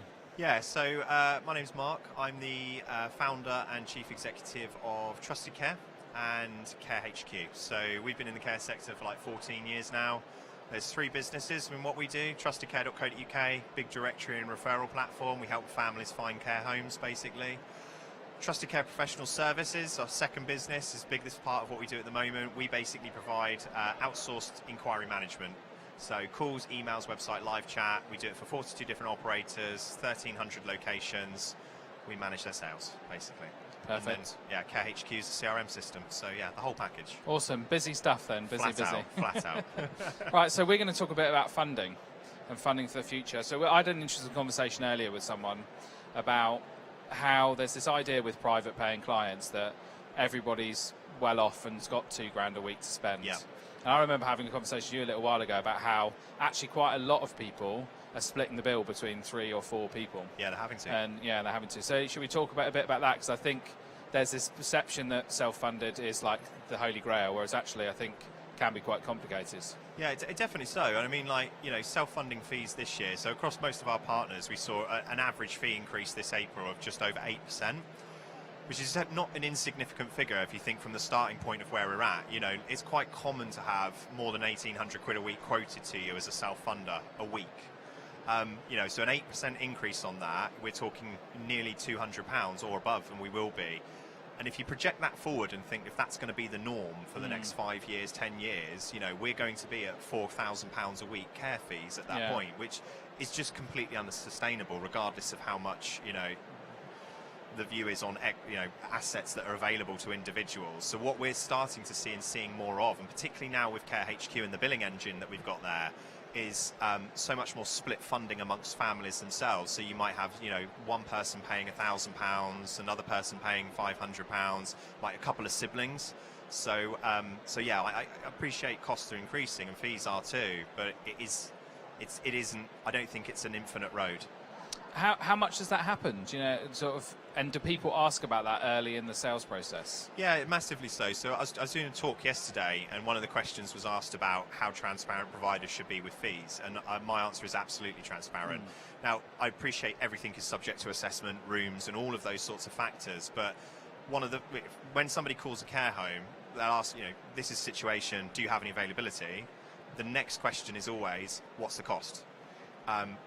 And that's a really critical thing for families. They know what they're going to have to pay something. Like there's much more acceptance and an understanding of that now. But yeah, it is forefront of people's minds about how they're going to pay that. We've all got cost of living pressures being felt upon us in every aspect of our lives. And I think, that's definitely being borne out more so over the last few years. And how are sort of homes doing with local authority funding? Because obviously that's perceived to be less in a lot of cases. Sometimes I think you can get them to pay a sensible amount of money, but Oxfordshire is very generous, is all I'm going to say on that. There are varying rates, and hugely so, but they're moving, but they're not moving quite to the same level. We've seen less generous rates than perhaps before from, for example, like CHC. So there was like a few years ago, it was more like CHC was not quite as good as private, but much better than local authority. And now it's more, they're in line with one another, local authority and CHC. So they are moving up. But again, this year, quite common to see a 2% increase on local authority rates, while just minimum wage costs alone have gone up more than that, 10% nearly. 10%, so you're kind of actually getting an 8% discount or reduction in your fees for the providers that are more focused on that. So again, you can understand why operators are focused heavily on the self-funder market, at least to even just try and subsidise those costs. But they're not moving at the same rate. And perhaps if they moved a little bit more, the private market wouldn't have to move quite so high at the same time. You're a man that often produces interesting insights and data from the sector. Anything new, interesting that's coming up over the first half of this year? What are the sort of trends or patterns to do with inquiries and conversions and things? So the market's been pretty good this year. Well, I say good, so I'm going to caveat that. So inquiries are up this year, call it 10% for most homes, but last year they were down overall. So if you're comparing year on year, yes, we're up this year, but really we're probably back to a more sort of normal level. I think for me, one of the most key standout points is the time from inquiry to admission now is dropped 50% in 12 months. So this time last year, we were looking at 21 days. We're now looking at 15 across all care and funder types. Now, CHC, local authority, CHC definitely would be sub 10 days, normally about 7 or 8. Local authority about 10, 11 maybe, but it's the self-funder element that's moved the quickest. So last year they were sort of 24, 25 days. They're now down at 15 or 14.8 or something. So they are, the self-funder part of the market are making decisions quicker this year, 50% faster about services than they were last year. And I think I caveat, this is really uniquely positioned data in terms of the amount of data you have access to with the range of different types of homes that you look after. So it's really, really solid. Absolutely. So we, as I said, we take inquiries at just over 1,300 locations. So from a sales perspective, we're looking at 60, 70,000 records in that time. So it's not a small sample, it's a big sample of data now that we're aggregating and seeing that move that through there. Do we understand what's driving that? Acuity of need. Lots of people are leaving it a lot further in that journey, and that's been a trend for quite a few years now. People moving in a lot later on. Crisis as well. So failings in care packages at home has been led to a lot of that admission dates, stuff coming in quick. We've seen a big shift in the home care market away from regulated agency to self-employed carers and PAs. It's quite attractive for families because it's much cheaper for them to employ a personal assistant than go through a regulated provider. And we're seeing a lot of care workers leave regulated profession and go self-employed because they earn more. Couple that with cost of living last year, there's been a boom. So what unfortunately one of the downsides to that is we've picked up lots of packages for our partners where the care package has just fallen through. The self-employed carer who's great and is there all the time has all of a sudden become sick or something like that, and there's no fallback in those instances. So crisis-led has happened quite a lot to drive that increase in time of people moving in. As you say about acuity, I guess as people enter homes with higher needs, maybe they're not staying as long either? So really interesting data on that too. So using kind of Care HQ on that side of things and sort of aggregate across all our clients. So Care HQ is currently deployed at 790 elderly residential services across the country, and again a breadth of different service operators. If you look at this year, the average customer life cycle, so length of stay, is currently 84 weeks. But I'm going to caveat that massively to say that's being brought up by Mrs. Smith, who was in the home for 5 years or 10 years. If you actually look at the proportion of people that leave after 4 weeks... We go back to some maths GCSE and say, are we looking at the median or the mode? So all I'm going to say is 20% of permanent admissions have left the home after the first month. Okay. 50% after the first 6 months. So 1 in 2 of your permanent admissions will have left your home after just 6 months. So the churn rate is so much higher than just looking at it go, the average is 84 weeks. These people will be here 84 weeks. They won't. Half of them will be here for less than 6 months at this point. And that really fundamentally affects the model, right? It does. Of care in general, is that there's an assumption that a private paying resident is worth X thousand to the home in terms of revenue. Yeah. And that actually, in a lot of those cases, that's not right, is it? No, it's not at all. And again, there's I see a big heavy focus on providers looking at the front end of the funnel, which is really important. Like, how many leads are we getting?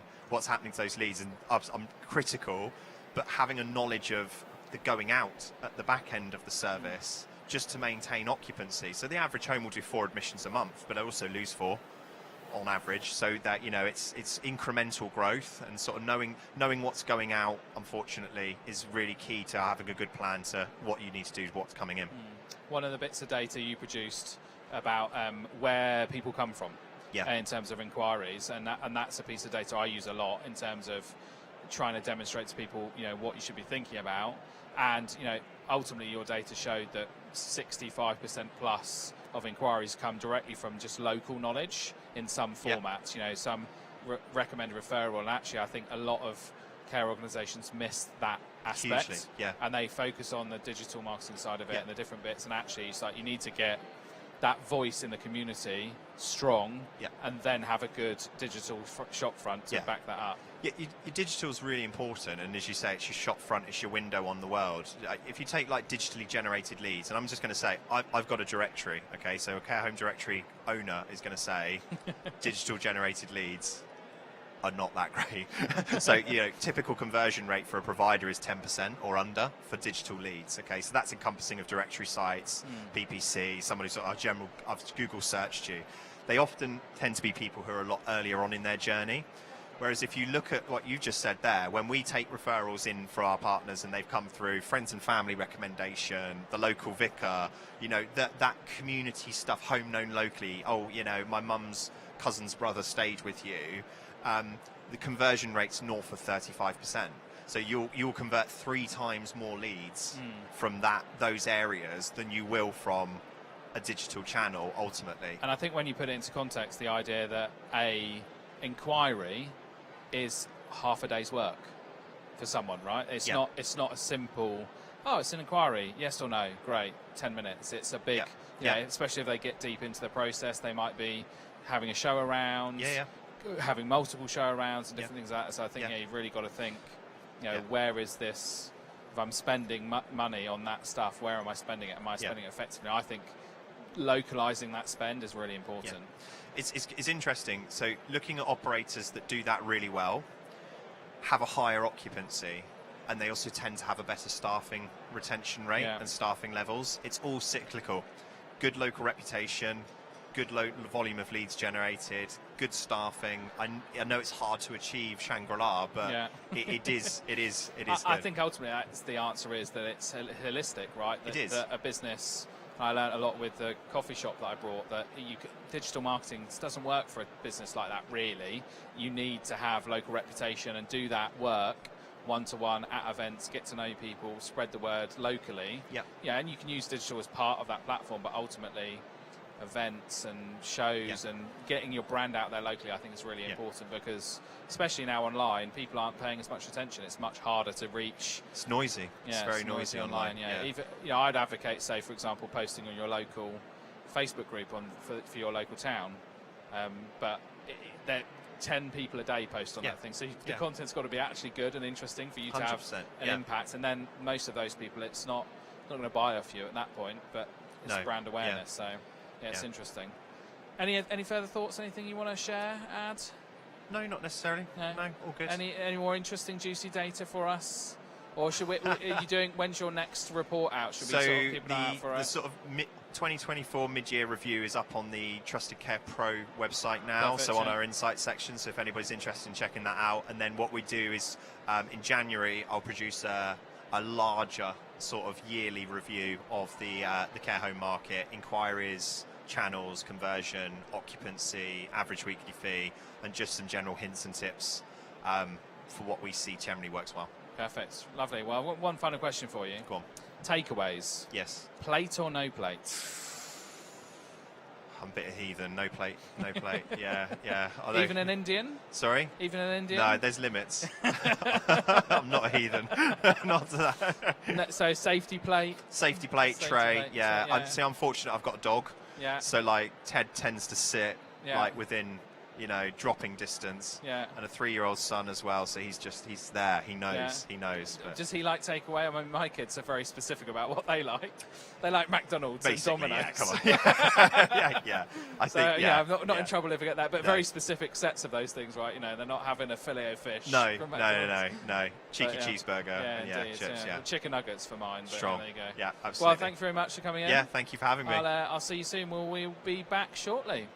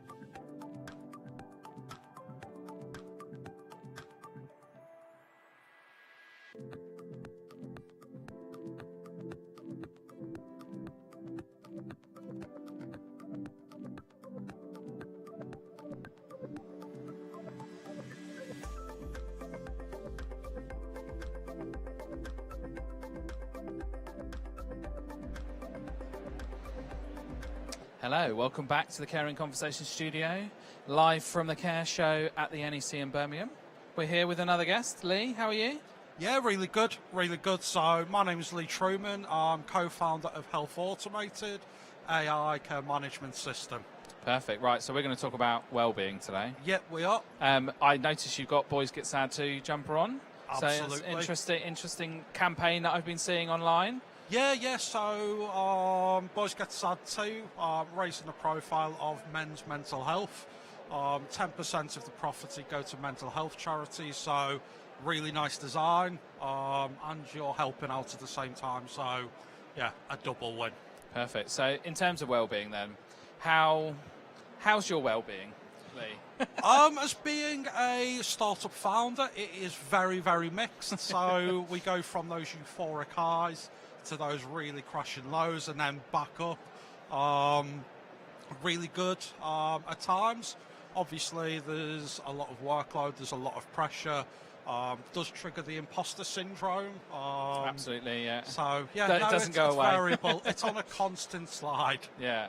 I mean, it's really interesting. I had a conversation yesterday with a chap, and I was explaining how, because of all the stress I deal with, I've learned ways to kind of curve it off, right? So it never kind of goes super high, and I don't get stressed in the moment, but then that also rubs off the other side, so then I find it quite difficult to enjoy moments I feel I should be enjoying. And I think there's some kind of cognitive thing that's happened in there, which means that I'm sort of trying to protect myself. And by stopping that side, you stop that side. And then a chap I was speaking to said that he has the opposite problem, that he goes from, like, he's like furious to like over the moon, like his wife will make him a dinner and he thinks it's the best bloody thing he's ever had. So like he'll get an email and he'll go off the handle about it. It's quite interesting sort of seeing that different approach to emotion. Yeah, it really is, and I think it's about, a lot of it is about addressing trauma. So I've got a really nice flat white here, a really nice cup of coffee. Now, if we imagine at the bottom of this cup there was mud, now if I start putting sugar on and more sugar on and more sugar on, it's still going to be a cup of mud, and that's how we need to address trauma, that the good can't replace the bad. We still need to address that bad trauma that's happened in our lives. We can't just do really good and really good and really good and think that's going to go away. That unresolved trauma is still going to be there. It's still going to trigger us and lead to events like you just described there. So it's all about talking to people. It's about getting that therapy, that time with a professional, and addressing those traumas that happen in our lives, because trauma could be anything, like a vet who's in Afghanistan, gets wounded, has PTSD, which is extreme trauma, to if a carer goes and sees Mrs. Jones and she snaps at them, that might cause trauma. Yeah. And again, we just need to address that trauma rather than just trying to go, right, this thing that's really bad's happened to me, I'm going to address that by doing some really good stuff, giving to charity, doing volunteer stuff, excelling at my job, trying to fix my relationship. We still need to address the core points of that trauma to make sure that we're addressing that, and then we can move on. Because I think ultimately trauma doesn't necessarily have to be like you're a war veteran, right? Like a trauma can be like a word or two that somebody said to you when you were younger that's affected your core beliefs, and then so you think you're not worthy because of this one thing, and you might have just blocked that thought out and not remember it, but it can be as much as one comment from somebody that just sticks with you and just holds in your psyche, and that you need to just have a look at that and say, actually, is that true? Is that true? Yeah. Or not? Yeah, and really work on it. How do people do that? How do we? It's hard. I think first of all, the first problem is owning it. The first problem is identifying it, owning it. That has caused me trauma. So I know a friend who has got a really bad reaction to rejection. Now it turns out that the person was abandoned by the parents, and they blocked that out of the memory, so that wasn't an issue for them. But still inside the psyche, they were still triggered by rejection. Now, if that person would have had therapy, had of those talking sessions, then they would have been able to identify that as the root cause, instead of just not knowing why they react a certain way. Because we all do it. Sometimes you react and you're like, why did I react that way? That makes no sense. That really doesn't bother me. But in that moment, there was nothing more important. There was nothing more hurtful than what that person said, and it was just a throwaway comment that because of unresolved or even undiagnosed trauma, stuff that's happened so many years ago, it's been buried. But we need to identify that, know that it's okay to not be okay. Obviously today is World Mental Health Day as well, so I think workplaces need to sort of be more involved as well, because we all know that people will put World Mental Health Day today, they'll put a logo on the website and it'll be like, that's our job for the next 12 months. But what we need to do, less days like this and real actionable change, which is support every day. And if people need support, then we need to give it to them. We wouldn't have someone with a flu or COVID or a broken arm or fractured ankle and then go, no, you don't need support. Of course you'd give it to them. And if someone's stressed out or if they've got a mental health condition, then why don't we support them as well? It's just about opening the whole conversation up, I think. Right, well, I'm going to have to end it there because we've got another guest raring to go because you're sharing a spot with your colleague Jack. I am my better half. My better half. So I've got one final question for you. Takeaways, plate or no plate? Oof. Now, it depends what it is. So if I'm getting Nando's, I don't need a plate because I'm destroying that straight away. Now, if I try to have an Indian takeaway with no plate, it's not going to end well. So, both. Both, yeah. Safety plate sometimes? Yeah, safety plate. I mean, if I'm getting, what am I getting from Nando's where I need a plate? Rice. I'm getting a spicy rice, then I'll get a box, plate. but the box maybe isn't. I need to put some hot sauce on the top of it. Yeah. If it spills over, you need a bit of sort of excess. Yeah. Lovely, right, okay. Nice. Thank you very much for coming. Awesome. Thank you. Take care. Right, we'll be back shortly to speak to Jack.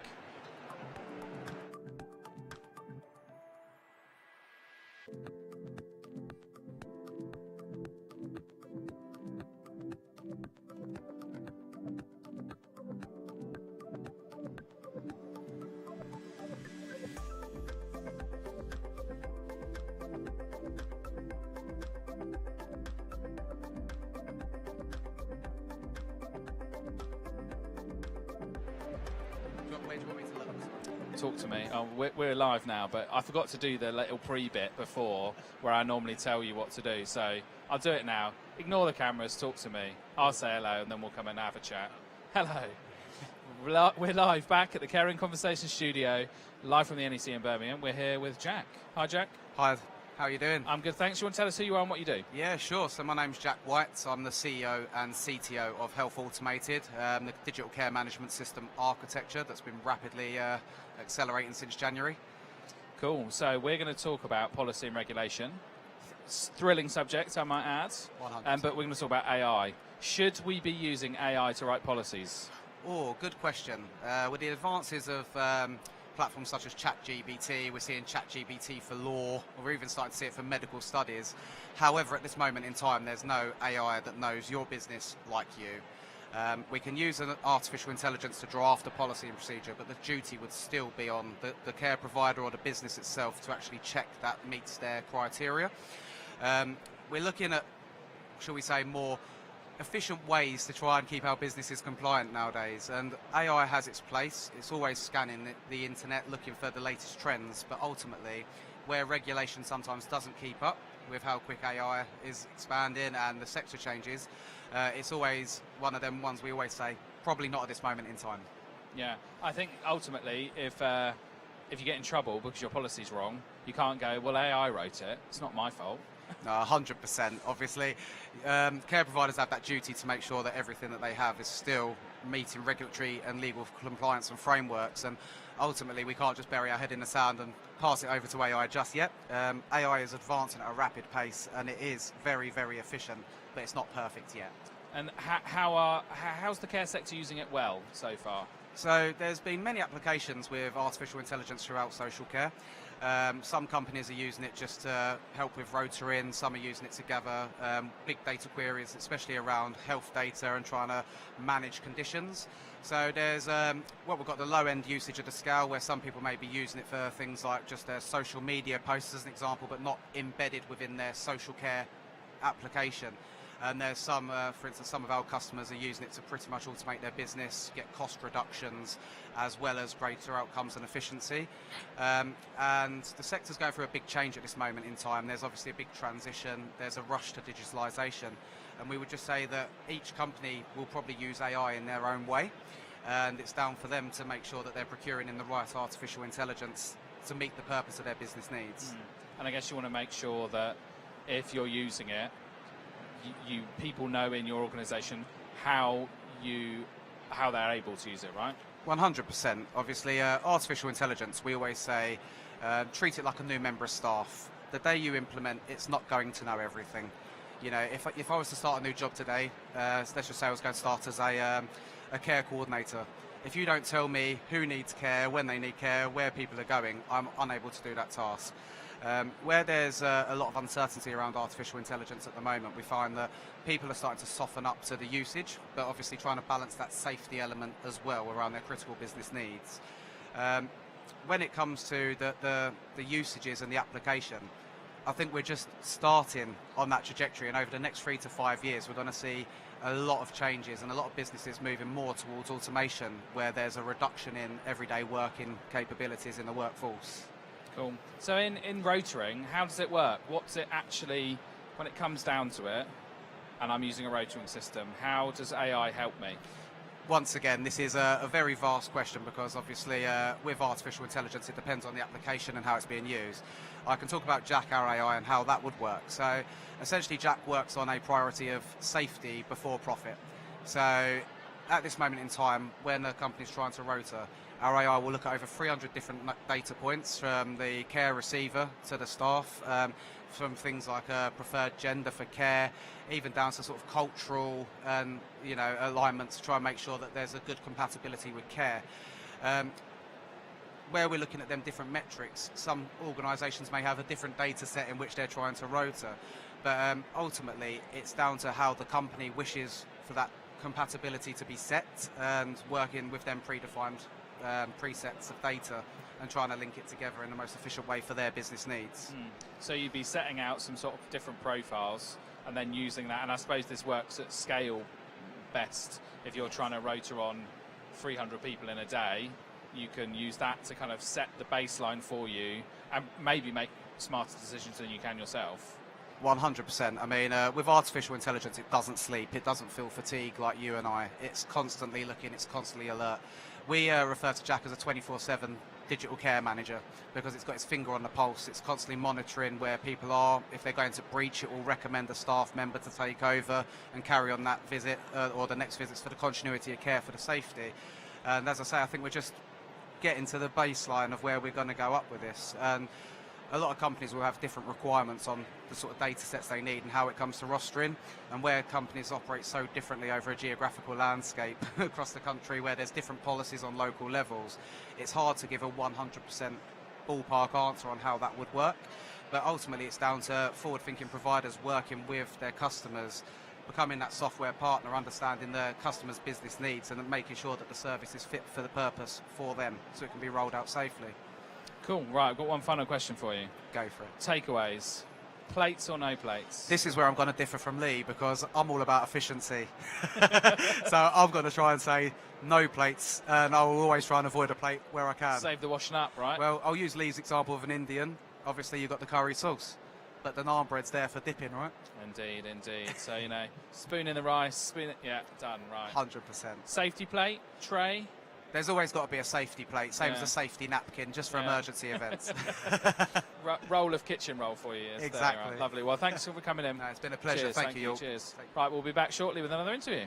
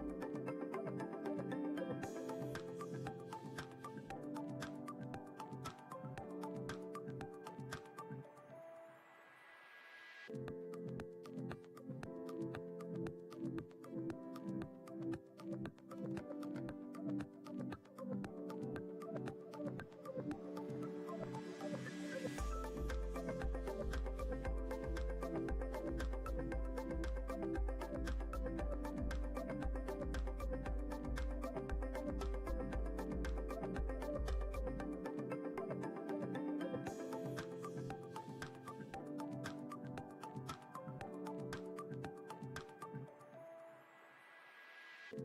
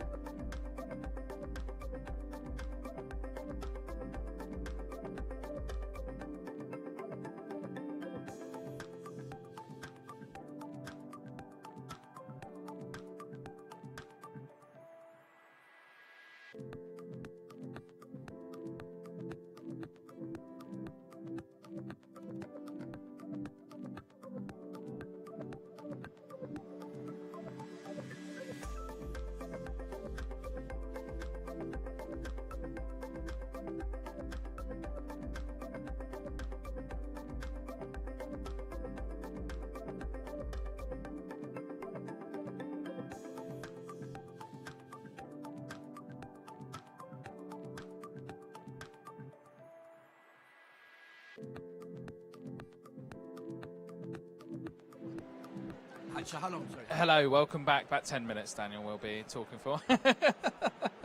Welcome back to Caring Conversations studio, live at the Care Show in Birmingham at the NEC. We have Daniel Casson with us.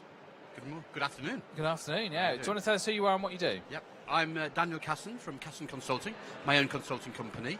The logo being encouraging innovation in care, and that can take any format, working with care providers, work with tech providers, with individuals, with the NHS and Department of Health and Social Care. Say, okay, how are we encouraging innovation to become business as usual? And what we're going to focus on today, hopefully, York, is about how that creates better well-being for people, how it creates value for people, for the system, and for organisations as well. Yeah, I like you're saying, we were chatting before about kind of that disconnect between health, and it's not health, social care, is it? It's sort of health, ... social care, Yeah. you know, whereas actually a really well-managed system, you probably comes first, right? Social care probably comes before health, and then after again. Yeah. Let's go even before that. I used to talk about the magic quadrangle. I used to go, magic quadrangle of health, social care, housing, and population health. And now I'm even thinking about probation services, because this is all about the well-being of the community and all the factors that go into creating a healthy community. And one of the best maxims I've ever heard is, if we make resources that we have, be that in care, be that in housing, if we make the resources that we have accessible to everybody in the community, the people with accessibility issues, to you and to me, it's better for the whole community if everything's accessible to the whole community. If we bring the whole community together, it's better for individual well-being as well. And that's my whole maxim, and that's why I want to encourage innovation across the health, care, housing, population health, and even the supporting services as well. So that's my vision for the future. I'll give you my vision for the future, York. I mean, as we see in this country, there's a sort of breakdown of community because of the fact that, maybe 30 years ago, people didn't need to move away to buy property, or didn't need to move away to go to work. So now, actually, whereas 30 years ago you'd open the front door and you'd know the neighbours and the kids would play in the cul-de-sac, that's much rarer now, I think. So you immediately lose that sense of community because there isn't necessarily that connection. I'm looking at you slightly dubiously because I think we have new community. I hate to say this, but in a way, COVID did, and we're still feeling the effects of COVID. Let's not lie about that. I think COVID brought people together in different ways, creating new community. So, a bit unlike you in this one, I'm not actually ruining the fact that we don't have that 50s style cul-de-sac playing. I'm actually saying there's other ways of bringing community together, because even in that sort of society, there was isolation, there was loneliness. So I think one of the things that we have to do with, and I work in technology, as you know, is actually use the technology we have to create community. Because I know people in care homes, even people in retirement living housing, can be isolated within their local, within their locale, and we have to break that isolation. And I think we have the possibility with technology to do that, to create better well-being for people, whether well-being communities in not communal living, but community supportive organisation, so that people can access different resources now. I love all the resources that people can access now online for free, and people just don't know about. So I just think, the sense of community is often driven from crisis. When you say about COVID, it brought people together because we needed each other. And then actually, as that then goes away, that community starts to slip again. And how do we find effective ways? Used to be religion. That would bring people together, right? It would bring people on a Sunday afternoon, Sunday morning, together to one place for a reason, right? And now that happens less and less and less, so that community doesn't get built. And then there's not necessarily an output for the community. Maybe there's fates and different things like that. But how do we use technology to do this? How do we think? I mean, one of the greatest pities of the past few years is the closing down of the youth centres. So you're getting nowhere for people to go. We talk about third places. I was talking to people of the younger generation now. They're talking very much about the third place. So your first place being home, second place being work. Third place is so much more important now, where people congregate and gather and create community. So my coffee shop is probably a third place. Yeah, it's definitely a third place. Yeah. It's a community resource. I think one of the possibilities we have is getting those community resources. Hairdressers, a local hairdresser, fantastic place of community. Your coffee shop, also one of the big things that's happening is gyms are now communities. A gym isn't a place you just go to exercise. New gym builders are building a community, a supportive community, and that's what we want to get those free. It's almost like a free asset-based community development is where it's at, the ABCD thing, because we have so many resources, and I think that's my role, is actually encouraging how people can use that new technology to create community. And that's a bit high for me because I work in care homes, I work in home care, but I think if we actually focus on people being independent part of a thriving community, then that's the mindset which comes down to how we create and innovate. Do you have any thoughts on what steps we need to take to get that started, or is it? It's a big dash. I think the interdependence. So we talk about the government pushing forward on health and seeing it as a different paradigm than social care. No, bring them together. We're all in the circle of well-being. So I don't see the concrete ways to doing that we're still working on that and bringing people together. I think it's the mindset is about housing. How do we look at housing for the long term? So let's first build a culture of people being interdependent, because no one of us is dependent. We're all interdependent on each other. Let's build that culture, and from that, I think will flow some of the solutions to how we build community. Is there any actions we can take now to help people's well-being? Any actions now we can take to help people's well-being? Yes, there is. There is it's a simple connecting. I don't. I mean, my dream is part of what you're doing is to open a coffee shop where people just actually share ideas, come and share ideas and exercises, and are free to talk. Any steps we can take now? I mean, I'm looking around the room, around the Care Show. I'm seeing some good ideas. I'm not seeing that culture change that I want to see of sharing resources. How do we get to sharing resources between the health, care, housing? So I think some joint bodies, joint working of breaking the barriers, breaking the silos is what I want to see. So I love getting people together with more knowledge than I have. So if I can get someone from housing, someone from social care, someone from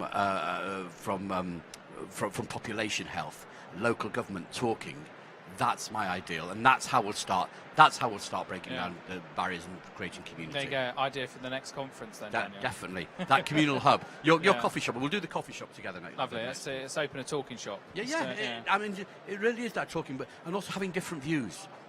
Having people's different views and just respecting that view of different ways. I love the way I've just been to a talk just now about how the Thatcher study and about how care homes are getting involved in study, making it easy for them to participate in qualitative and quantitative studies.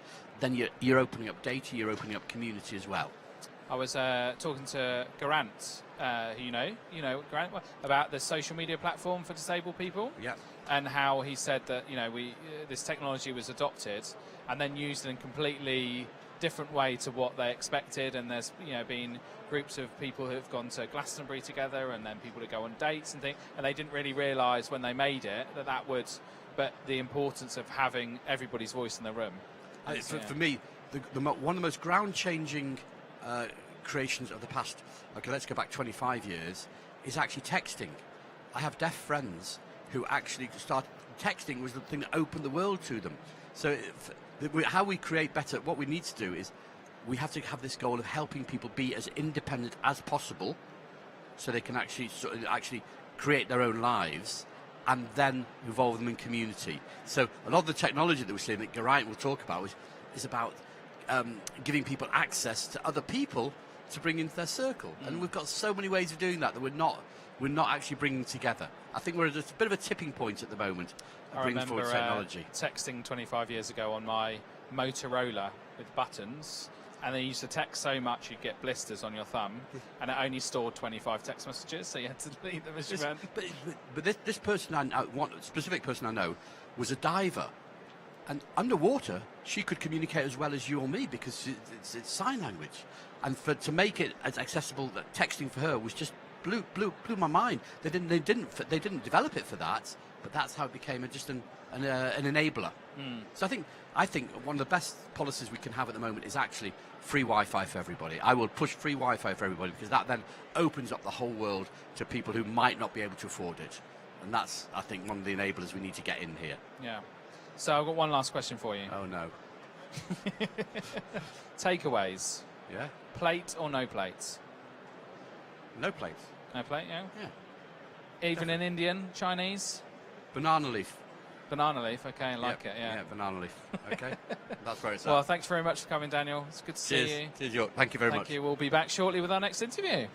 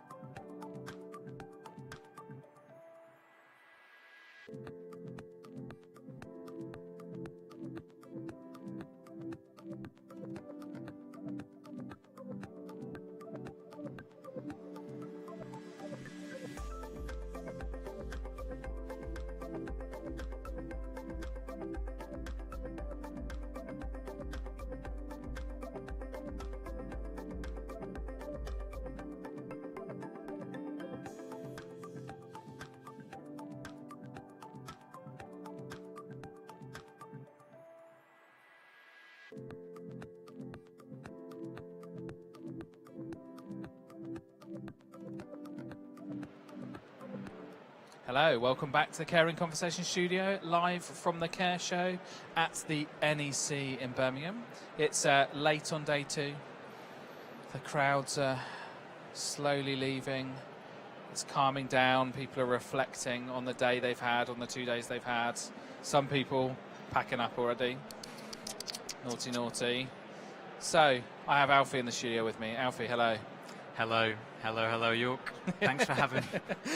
So first time you hear yourself, hello. Hello. Testing 1, 2, 3, 4. Can you tell us who you are and what you do, Alfie? So I'm not an owl. My name is Alfie Jones. I am the director of Kahoot Marketing. We are a full agency specializing in serving the care sector. We believe that marketing should be straightforward, stress-free, and effective. And we're on a mission to empower the sector to get their marketing right and demystify it and break up all the narratives about marketing. I guess ultimately, it's one of those things, especially for a small provider, with the marketing can feel quite daunting and complicated. Impossible, overwhelming. People don't know what they don't know. Most of the social media managers and the recruitment managers that we speak to have been carers, and they don't have a background in marketing, and they've been given this role usually by the director, and it's very challenging because you don't know what you don't know. And there's so many things you could do. You could do social media, local marketing, leaflets, but it's hard to know where to focus your time, especially if you've got 2 hours, 2 hours a week or a few hours a month to focus on it. Where do you focus your time? And that's where we've had some really good chats with people about, okay, you're limited on time, limited on resource. What do you do? Cry into a pot of tears, probably. Cry. Go, shout to the sky, ask why people... Freeze with apathy because you don't know which area to focus on, which of the 35 things that you should do, yeah. It can be overwhelming, which is a shame, really, because, it's easy for me to say marketing isn't that difficult, but it really isn't rocket science. It's not some kind of mystical thing. So I just seen one of my team with wings on. That's good. It's not this weird thing that other people do. If you have been on a date, if you've applied for a job, marketing, and we need to break the stereotype and the thinking around marketing that is this complicated wizardry that other people do, and actually care homes can do quite a lot of, and home care businesses can do quite a lot in-house. And they usually don't need as much support or need to pay as much as they think they do for effective marketing, but it does take time and it does take change, and it is about being consistent, and it is about it all being joined up. Because if your website doesn't talk to your applicant tracking system, if you've got one, and it doesn't map onto the words you're using in any flyers you send out, and it doesn't map onto the words that come out of people's mouths when you do in-person events, then it's not joined up and it's not going to work. So regarding, say, the future of the workforce, and obviously I don't know when it happened, but a couple of years ago, companies went, we can't recruit people anymore because there's too much competition. Yeah. So marketing department, please help us recruit people. And it's a bit of a different animal, isn't it? So what are your thoughts on sort of recruitment marketing? Where do we start? Well, it's interesting because when you say recruitment marketing, because we talk about this, we talk about recruitment marketing, but the truth is that recruitment is a marketing problem anyway, and people are beginning to realize this now. A lot of people in the past have been referred by word of mouth, and it's still probably the most powerful way that people refer. If you build a good culture, if you've got a good manager, people stay in their jobs for their managers, and that's... So there's no such thing as a bad job, just a bad manager? I think so. Yeah, I think so. Maybe let's test that maxim. But I'm sure there are some actually bad jobs. But people stay because they feel valued and they stay for their manager. So if you've got a good culture, you can showcase it. And what I was saying before in the panel slot I did earlier was that if you don't have a good culture, you have to start there. You can't paper over that. But once you do have a good culture, and there's ways that you can use marketing to create a positive culture. For example, if your website is terrible and everyone hates it, nobody's got pride in the company. If your website is beautiful and everyone loves it, even if there's some difficulties, people will say, this is the company I work for. And say, that looks really amazing. You do all these things. Yeah. And the message that you've got on there communicates. but you still need the culture, because then from there you need to showcase the culture with recruitment marketing. And the best way to do that is social media, and the best way is to take pictures and videos, showcasing what it's like to work there. And if the culture is good, it will sell itself. We found that with when we make video content for homes, an unexpected benefit for us was that it really engaged the home in the idea of marketing and sales and gave them something to really be proud of. So it was really real nice team boost morale. Yeah, it brings people together. Marketing is not something that a few people do in the organization or an external company can do. It has to run through the whole organization. And when you do a video in a care home like you guys do every day, it brings people together, and people understand the value of presenting themselves, and they feel proud of what they do, and it can boost it. So marketing can actually help the culture if it's approached in the right way. If people are soft with it, instead of the preconception of marketing, that's this hard sell thing. But the other thing to say about recruitment, you tell I had a coffee earlier. The other thing to say about recruitment is that if you know anything about Neil Eastwood and his approach, you'll know that he talks about you've got a 6-mile radius around the home or around the area you're serving where you can recruit from. So hyper-local marketing is vital. What are you doing within a 6-mile radius that can really make you visible in the community, get people talking, and then you pair that with, that's word of mouth marketing and PR, and how do you pair that with the digital as well? So word of mouth is the most powerful, but in 2024, word of mouth happens online. Yeah, I think ultimately it's about a holistic approach that's focused really tightly on your audience. So like you said, with the hyper-local marketing, it's about thinking, what's a really effective way of communicating with people, and just sticking it on your website is not a very effective way of communicating with people. So you need to go and you need to talk to people and hold events and see people, go to car boot sales, go to school fetes, engage with the community, and then use the digital platforms to enhance that and reach other people. So, I think we've got a webinar in a couple of weeks, haven't we, Alfie? We do have a webinar. We do. Good link. I was angling to plug that in there.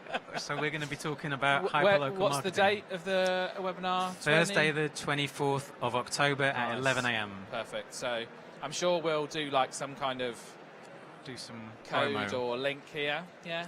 Link in the description. That's what the YouTubers say, isn't it? Link in the description. Wherever it is.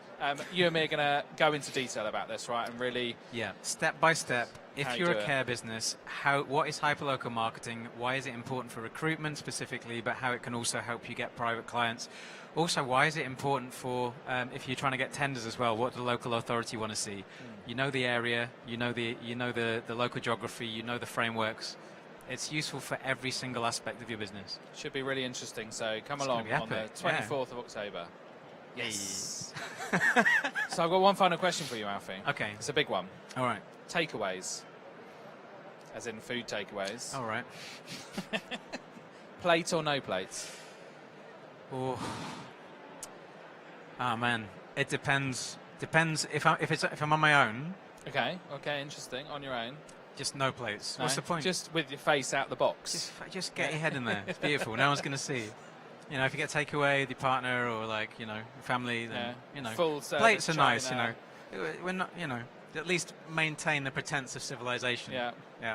Even pizza. Pizza. I've never put a pizza on a plate in my life that I've got from takeaway. Out the oven. Yeah. Out the oven on it. Well, where else are you going to put it? Just the oven tray on your lap. Yeah. Yeah. Okay, nice. Well, thank you very much for coming to the studio, Alfie. Very welcome. You're not going to ask me why I've got wings on? Okay, I can ask you why you got wings on. Yeah, why do you have wings on, Alfie? Because my team picked them out for me. Because the cardinal sin of marketing is being boring, and you've got to stand out. You've got to do something a bit different. Also, we're a pretty fun, friendly organisation. It's a good way of showing it. So put the eyes on and make some owl noises. I'm going to embarrass Fiona now. Earlier, I asked Fiona, I was like, go on, Fiona, what noise does an owl make? She goes, brrr. That's all right. That's all right, yeah. They don't all go, twit-twoo. There you go. YouTube short in the making. Beautiful. Thank you very much, Alfie. Cheers. Right, we'll be back shortly. We have our next guest waiting in the wings.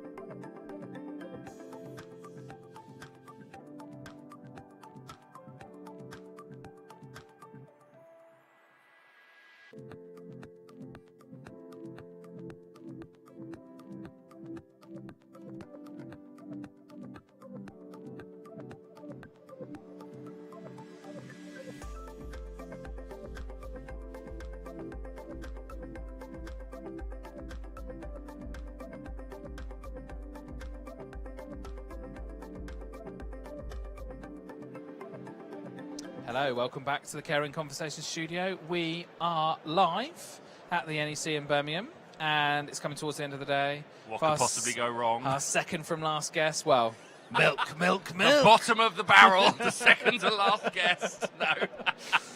It was certainly weird last time we did it. So, Yeah. it was certainly weird last time we did it. So Yes, hopefully, we'll avoid. hopefully it will be just as weird. Just as weird. This time. I'm sure I can do that. That's the plan. Yeah.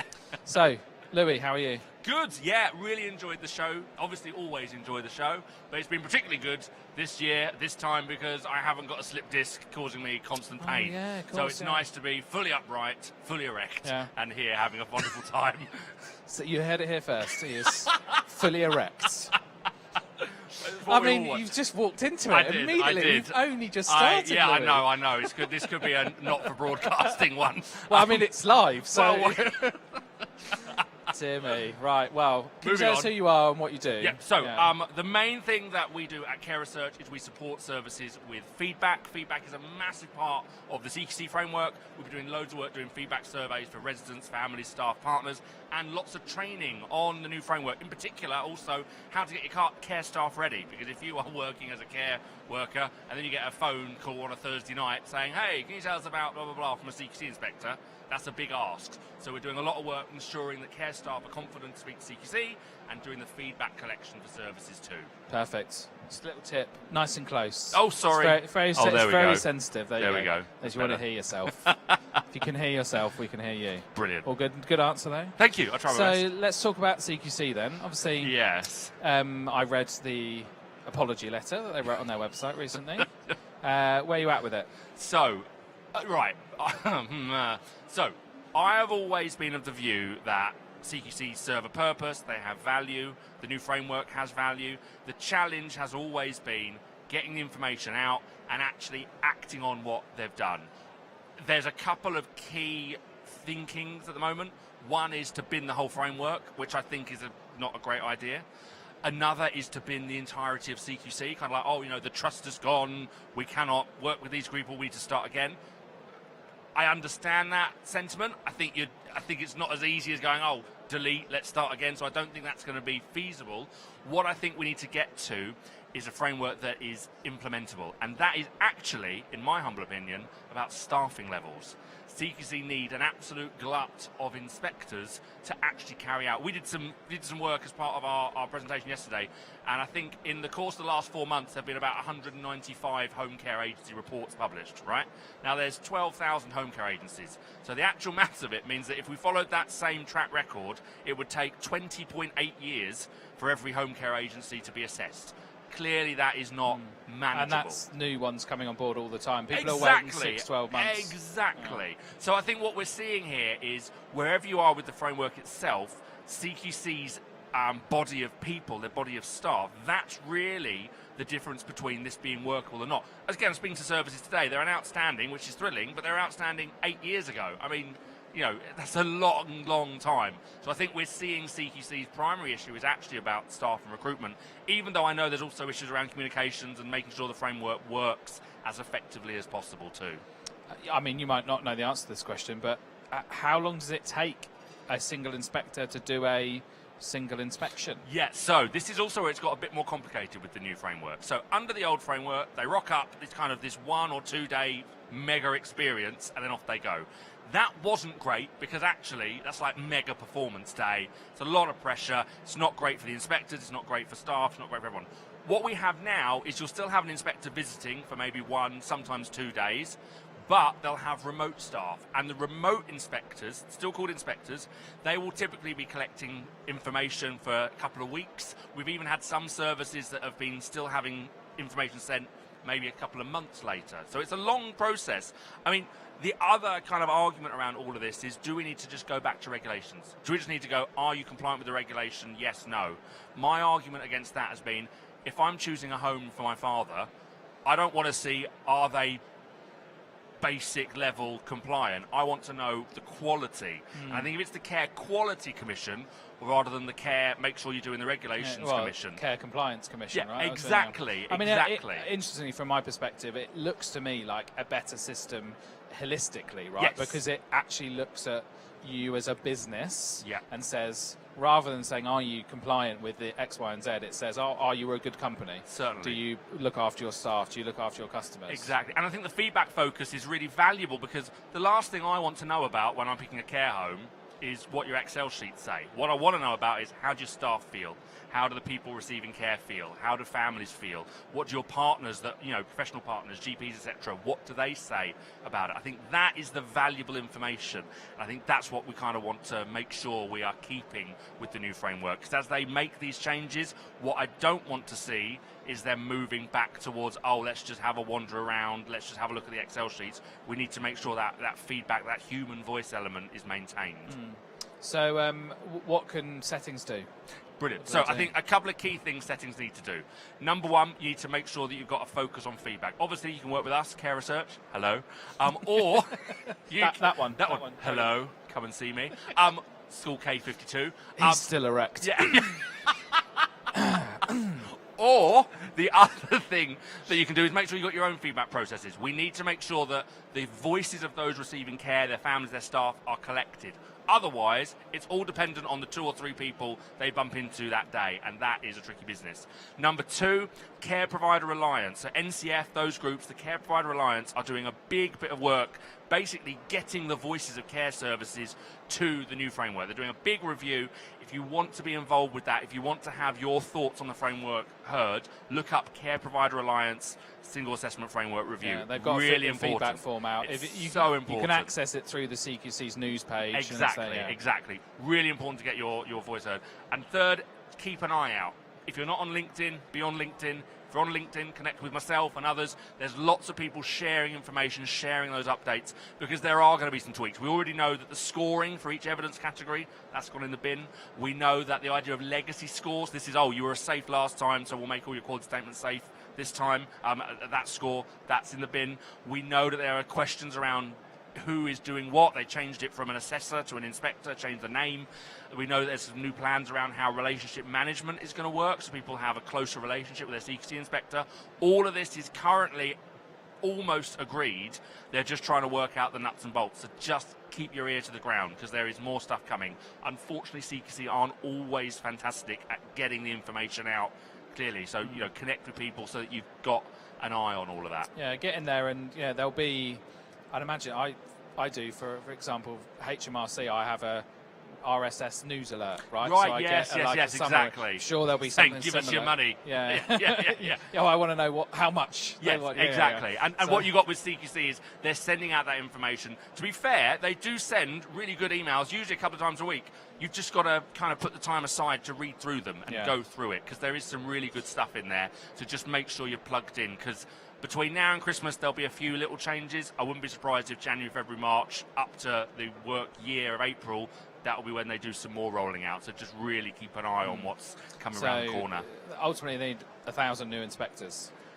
I think so. Yeah. Whether they're going to, what I've been told from former inspectors, they need to re-recruit the ones that they lost, because as they did the rollout, there was a big change in the way that inspectors were working and what their roles were and their responsibilities, and that led to a bit of a drought of inspectors. So I think part of it is also re-engaging some of those inspectors that maybe weren't happy with the initial version of the new way. We're talking a year and a half when it was first being discussed.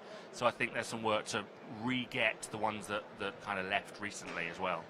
I can hear people in the background packing up their stands. Yes. Coming to the end of the day. Well, I've got one final question for you, Louis. Go for it. Takeaways. Aha, my favourite. Plate or no plate? So. You've got an answer. Right, so there's a rule for this. Yeah. If it's separate, you chuck it on plates. So Chinese, I've got some rice here, I've got some chicken in funky sauce here. That all goes on a plate. Pizza, it's in a box. It is basically a big cardboard plate. Fine. So if they're separate, put them on a plate.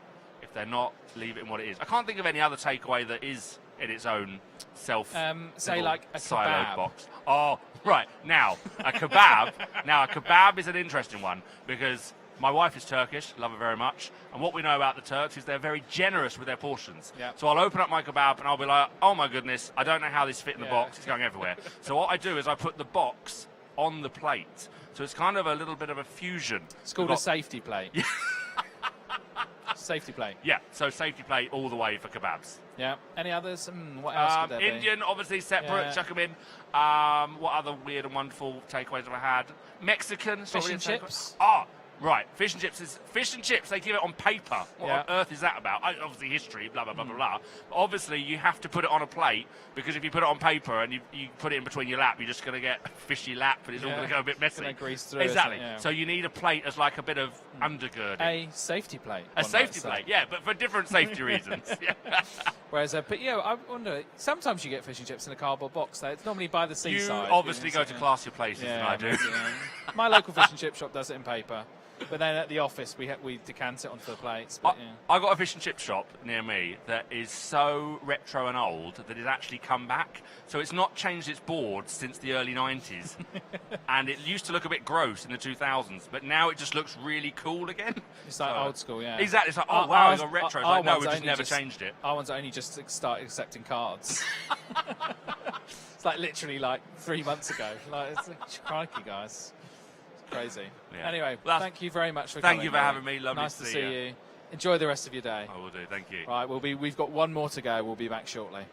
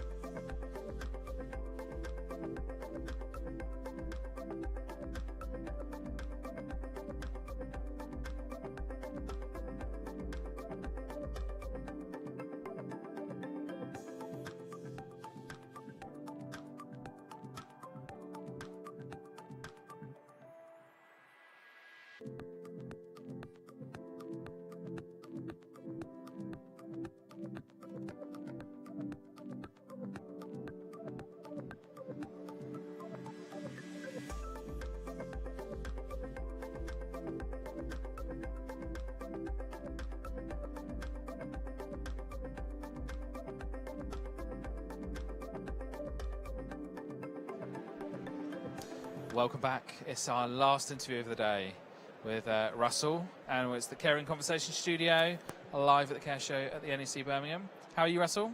Very good, thank you. I was going to say I'm actually disappointed it's coming to an end. Yeah? It's a lot of people say, I'm glad it's over now. But no, it's there's a huge amount of effort gone into this, and then 2 days just like gone, and you kind of like want it to go on for a bit longer. That's my feeling anyway. Oh, good. Well, that's a good positive sentiment to think about. It's a bit, it's a big deal for a lot of companies. We come along and we put ourselves out there to talk to people. Yeah. So how have you found the show in general then? Very good. Yeah. We've done a couple of new things this year. So we've partnered with Appetito. It's a new partnership which we'll be doing at future Care shows as well. This is the first one. So we've combined the VIP and speaker lounge with their dining experience to make it one large space.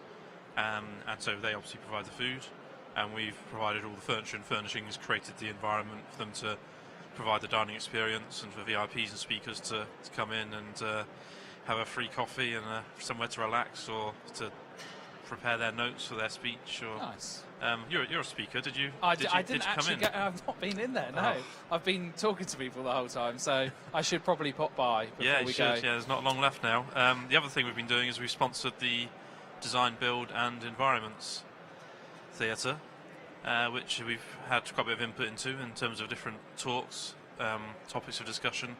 Been really pleased with how that's played out. Nice. What do you do for our audience? Give us an overview of what your company does. Yes, so I am an interiors consultant and director of interiors by Amara Hammond, and we do refurbishments, interior design and refurbishments of care homes throughout the UK. Lovely. Right, so lots of different things to talk about, but refurbishments are an interesting subject area. So how do you know when you need to do a refurbishment? How do we know when to do a refurbishment? How do you know? You might. Is it 10 years? Is it 5 years? Is it 8 years? Is there a guidance that you can give for people? Well, it's a good question. It really depends on how good a job you did the last time round as to how soon you need to do it again. But yeah, it should never be less than 5 years. Between 5 and 10 years, if you do it properly, you should get 10 years out of it. Okay, that's interesting, because obviously, part of what we're talking about today is the sort of funding for the future and how people need to think about that. And I think probably one of the things that maybe care providers don't necessarily think about from the off is how you're going to fund something like that, how you're going to fund a refurb of a home. And I imagine it can run into tens of thousands, if not more, to refurb a home. Indeed, yeah, hundreds of thousands, I would say. It comes down to a lot of things. Obviously, the type of care that's being provided. In some environments, the care provided is quite specialist, and it requires specialist furniture and furnishings to be provided to last in that type of environment. Otherwise, you are replacing, some are doing it less than a year. Not a full refurbishment, but having to replace furniture that often. So, but there are solutions out there. There's options available.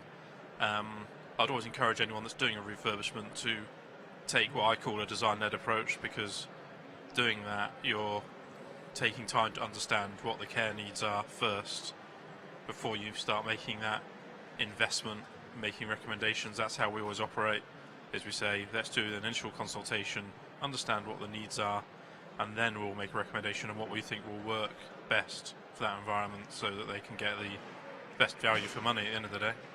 It's interesting because interiors is one of the things that stretches right through from the moment that the potential customer looks at your care home right through to the whole time that their loved one will live there, right? And furniture and design and how that works is a really important part of a care home, right? Yeah, absolutely. Yeah, it's we were obviously talking earlier about the marketing and the impressions that the interiors give. There's a lot of aspects to interiors. It's an area for the residents first and foremost to be cared for and call a home. It's also a workplace their staff are working. So we actually had a conversation about that in the Design Build Environments Theatre about using the interior environment to promote staff well-being and retention. And then it's also marketing your business. So it plays a lot of roles within the care setting. Have you got any favourite sort of furniture brands or favourite brands that you work with that you really think they've got really good quality products? Interesting question. We've got in relation to flooring, we have some very good brands. Dan Floor, you're probably aware of. They're exhibiting here. Carpet they do carpet for the care sector, and I feel sorry for them since COVID, because everyone just had this idea as a result of COVID that carpets were not any good for infection control, and so everyone's just been going wholesale down the hard floor route. And actually, their carpets are still perfectly usable in a care setting. You just got to know where to specify it and how to maintain it.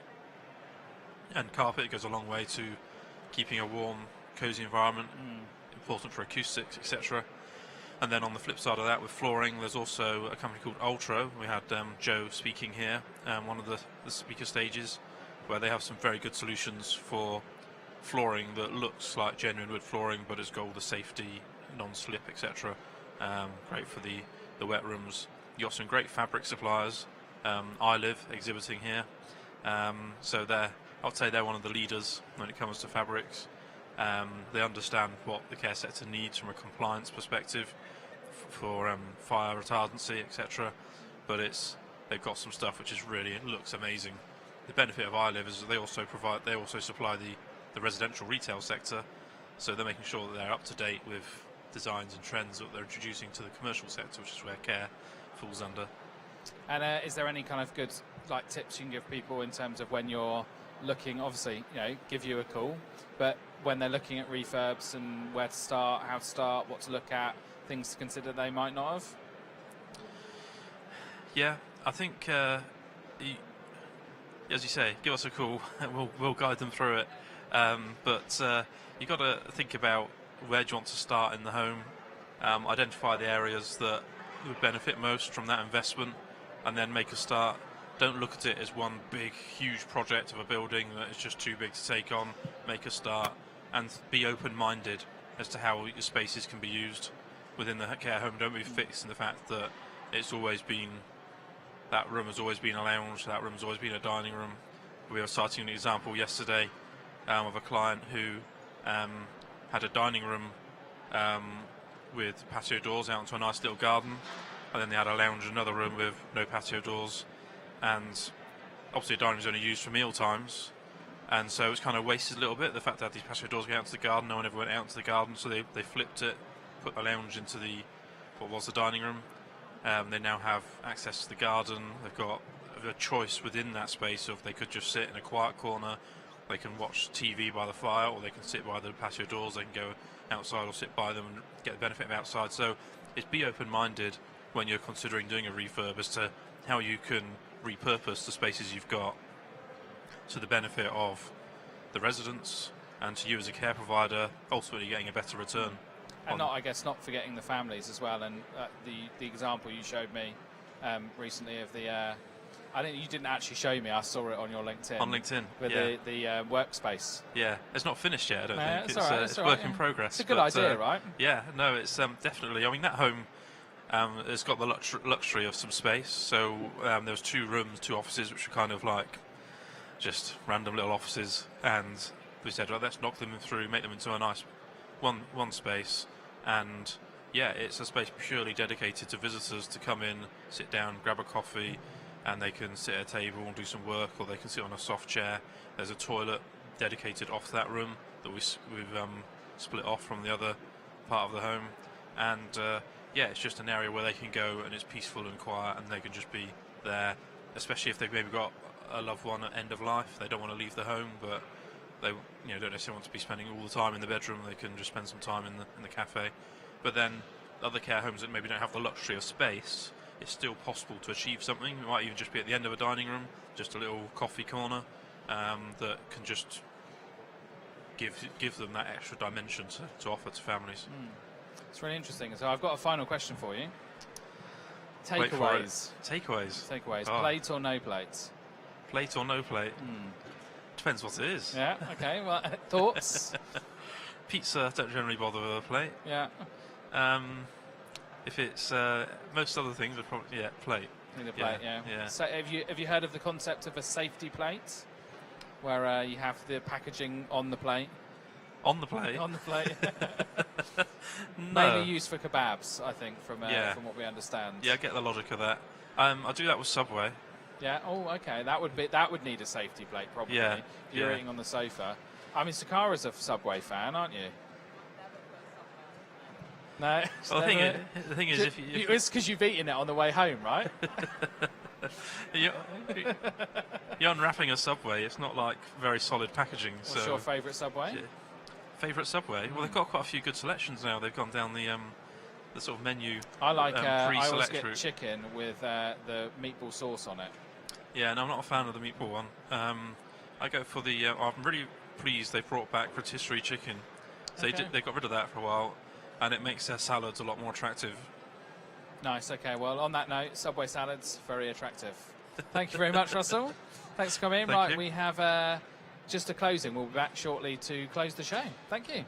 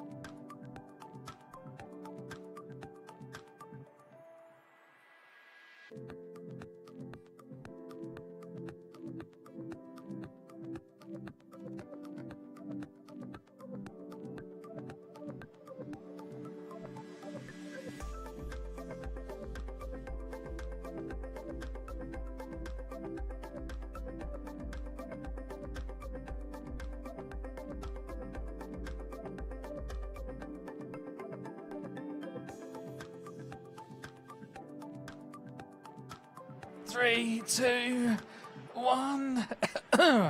So, the Care Show is over. Oh, jeez. Oh, there's a bit higher, Alfie. There's quite a lot of pressure on my testicles. Oh, that's better. That's better. Yeah, that's actually quite nice. Oh, so we've had the Care Show. I've got a bad back from the Care Show, sitting down. I'm not sure how much longer I'm going to make this outro because it's...